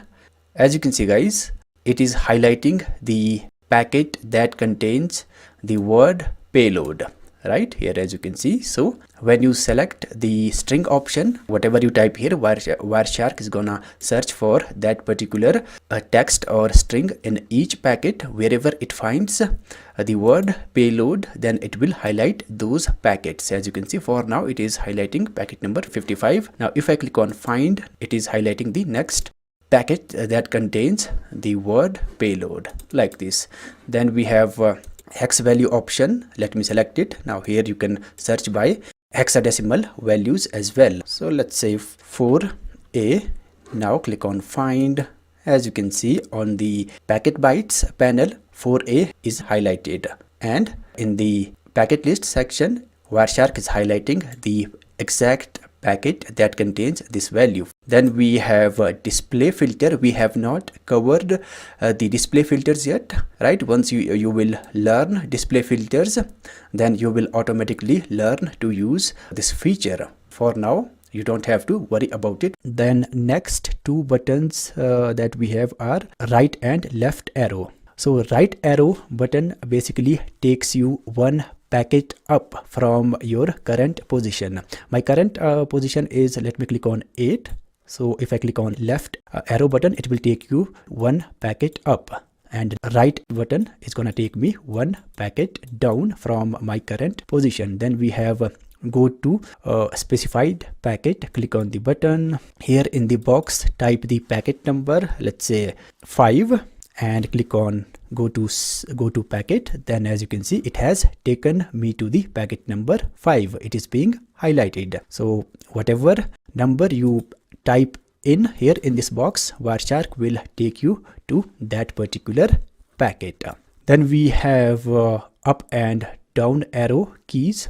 The up arrow key is gonna take you to the first captured packet in the list. Click on it. As you can see, it is highlighting the first packet in the list, and down arrow key takes you to the last captured packet, right? Next button that we have is this automatically scroll to the last packet during live capture. So when you enable this button, it will automatically take you to the last packet that Wireshark captures during the live session. As you can see, it has this light blue background color, right? It means it is enabled, right? If I click on it, now it is disabled. It is advised that always keep it enabled. Now the next button basically enables the packet coloring. As you can see, we have packets with different colors, right? TCP packets have a different color and ARP packets have a different color. So what basically Wireshark does, it assigns a unique color to most commonly used protocols or filters, so we can easily identify the packets, right? So when I'm gonna see this light pink color, I can automatically recognize, yeah, this is an ARP packet. Now if you want to find out which color is associated with which filter or protocol, then go to the view, click on coloring tools. Now here you can basically see which color is associated with which filter or protocol. UDP protocol is going to have this light gray background color, so feel free to go through the list. You can even customize these colors. Let's say for ARP you want a different color, so click on the ARP, then down here click on background, then select a color of your choice, then click on OK, and after that click on OK. Then color will be changed. In the same way, you can change foreground or text color as well. Select the color, click on OK, then click on OK. Changes will be applied right away. Then next buttons that we have are plus and minus. Plus button basically is used to increase the font size, as you can see, and minus button is for decreasing the font size, and button next to minus button sets the font size to default. If I click on it, as you can see, the font size has been set to the default. Now the last button resize or sets the packet columns size to default. As you can see, my destination column is overlapping the source column, right? Now if I click on this last button, as you can see, the size has been set to the default. Now I can see contents of each column easily. Filters are used to hide or filter out unnecessary traffic. For example, here as you can see, I have thousands of packets, right? Now let's say I only want to see HTTP packets in my packet list section. All other traffic is irrelevant or useless to me. In that case, if I manually try to locate every single HTTP packet among thousands of packets, then it is going to take a lot of time, right? So to solve this problem, we have something called filters. Filters allow us to exactly see what you want to analyze and see in your packet list section. For example, I only want to see HTTP packets. Then all I have to do is type a valid HTTP filter. Then Wireshark is only gonna show all the HTTP packets and other traffic will be hidden. So this is as simple as that. We have two types of filters in Wireshark: display and capture filters. Display filters are used or applied on already captured traffic. As you can see, I already have captured packets. Here I can apply the display filters, and I will get back to capture filters later. Now let's do some practical examples of display filters. Display filters can be written and applied here in the display filter bar. So I'm gonna start with the filtering HTTP traffic. So traffic filter for filtering HTTP traffic is just HTTP. So type HTTP. As you can notice, when you type a correct or valid filter, Wireshark automatically changes background color to green. Green background means a valid filter. Now, if I type something that Wireshark does not recognize, then background color changes to pink. So green means valid, pink means invalid filter. Now, how to apply the filter? We have two options. First, press enter. Now, as you can see, filter has been applied. Under the protocol column, Wireshark is only displaying the HTTP traffic, because this is exactly what I have told Wireshark. Only show me HTTP traffic. Now, another way to apply filters is click on this right arrow on your right side. Click on it, then filter will be applied. You can clear filters by clicking on this cross button. Now, as you can see, we are back to the normal. Now let's filter, let's say, DNS packets. So filter for that is DNS. Hit enter. Now, as you can see, Wireshark is only displaying the DNS packets. Now I want to see, let's say, TCP packets only. So filter is TCP. As you can see, it is only showing the TCP traffic. In the same way, let's say I want to see UDP packets. So filter for that is UDP. Now let me see whether I have any ARP packets. So type the ARP, hit enter, and yeah, this is the ARP filter for filtering ARP packets. In the same way, you can filter all the possible network traffic. All you have to do is remember the protocol name, then type that in here in the filter bar. Now let's filter encrypted or HTTPS traffic.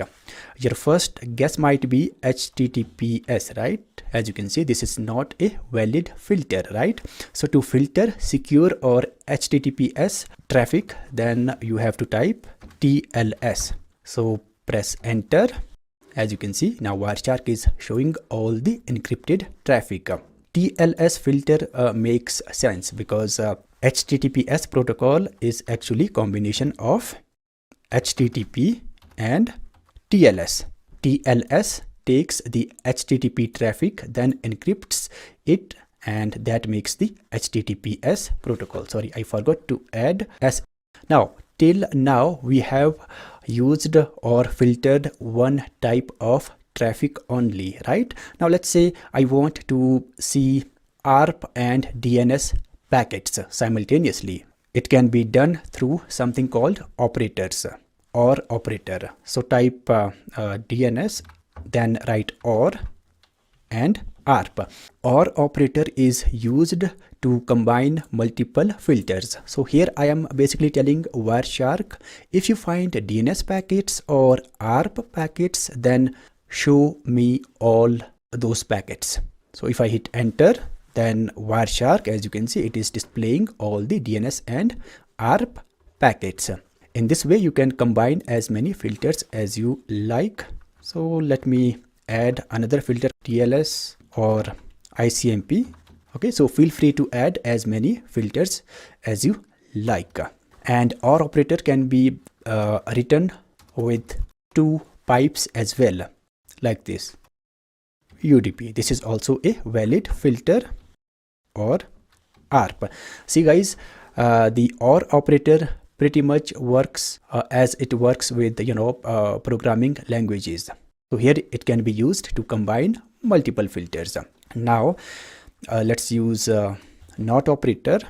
So type NOT and TCP. Now what does it mean? NOT operator basically negates the value that you supply to it. Here I'm telling NOT operator that okay, don't show me TCP packets, show me everything but not the TCP packets. So if I hit enter, you are not gonna see any single TCP packets in the list, as you can see. And not operator can be written with exclamation symbol as well. So exclamation TCP, it is also a valid filter. Now let's filter traffic by port numbers. So type let's say TCP. I want to filter traffic on port number let's say 80 port is for HTTP, right? So if I hit enter, it is not a valid filter. Sorry, I forgot to add equal to signs. So port number 80 means it is going to list all the HTTP traffic. Here also you can use OR operator, or TCP dot port EQ means equal to 443. So EQ or equal to sign, both are same. So if you hit enter, now this time I'm telling Wireshark, if you find HTTPS or HTTP traffic, then list all those packets. So 443 port number is obviously for secure or HTTPS traffic. Now let's cover another very important filter called IP addr. IP addr filter is basically used for filtering traffic by IP addresses. Let's say you want to check all the packets that a particular IP address has sent or received. So write IP.addr equal to, then paste the IP address. Now this filter is gonna only display the packets that this particular IP address has sent or received. So if I hit enter, now as you can see under the source and destination column, right, you can use OR operator to combine multiple IP addresses. So let's say you want to check packets that multiple IP addresses have sent or received, then use OR operator IP.addr, let's say here 79. Now this filter is gonna display all the packets that these two IP addresses have sent or received. In this way you can combine as many filters as you IP addresses as you like. Now here also we can use not operator. So if I type not at the beginning, then what I'm telling Wireshark this time is, do not show me packets that this particular IP address has sent or received. So if I hit enter, you are not gonna see this IP address in the packet list, as you can see, because we have clearly told Wireshark don't show me packets that have been sent or received by this IP address. And another important filter that I'm gonna teach you is contains. So type TCP, let's say contains, now within the double quotes write YouTube. Now what this filter is gonna do, it will check every single packet in the list and see whether the packets contain the word YouTube. If any packet contains YouTube, then that packet will be listed here. If I hit enter, and as you can see, there are no such packets that contain YouTube. Now let's try the DNS. Now as you can see, we do have DNS packets that contain YouTube. So as you can see, youtube.com. So this IP address visited this website YouTube, or it basically made DNS queries to youtube.com, right? Now let's move to the capture filters. Now capture filters allow you to have control over your traffic, what you want to capture. Capture filter, as the name suggests, you can basically tell Wireshark before starting a new session what you want to capture, right? By default, Wireshark captures all types of traffic floating on your network. Now let's say you only want to capture HTTP traffic, right? You don't want to capture any other traffic, just FTP or HTTP. Then you can tell it to Wireshark before starting a new session, then Wireshark will only capture whatever traffic you tell it to capture. So you have to go back to your welcome window. Now, first thing that you have to do is select the interface where you want to capture the traffic. Then here, as you can see, we have the box where you can type the capture filter. Capture filters are different in terms of syntax from display filter. So if I type, let's say, HTTP, then as you can see, it is not a valid filter, right? So to write a filter to capture HTTP traffic, then we have to write port, then port number 80. So port for HTTP is 80. So this filter is gonna capture the HTTP or traffic on port 80. Now to start capturing packets, double click on the interface. Now as you can see guys, at the top, capturing from Wi-Fi on port number 80. So it is only gonna capture traffic on 80. So let me visit, let's say this is an HTTP website. As you can see, not secure. It is capturing HTTP traffic. Now let me visit a website which uses HTTPS, let's say YouTube. As you can see, it is not capturing anything, right? So to confirm it further, let me apply the TLS filter. As you can see, TLS found nothing because this filter, capture filter, is only gonna capture the HTTP traffic. Now back to the welcome window again. Another place where you can type the capture filters is go to the capture options. Now here, select the interface first, then write the filter. Here as you can see at the bottom we have a box. So port number 80. Now let's say I want to capture FTP traffic, then you have to write the port number for FTP, which is 21. Here also you can use OR operator. So type port, now let's say 22. Now this time Wireshark is gonna capture both HTTP and SSH and FTP traffic. You can combine as many filters as you like here. And if you click on start, then it will start capturing traffic. Now if you want to capture, let's say, only TCP traffic, then you can directly write TCP. TCP and UDP filters are common for both display and capture filters, right? Let's say UDP. Now let's say you only want to capture traffic that a particular IP address sends or receives. Then write the host filter, then paste the IP address. Now this filter is only gonna capture the traffic that this specified IP address sends or receives. So guys, that is it for filters. If you want to learn more about filters, then feel free to check my Udemy course where I have covered a plenty of advanced filters.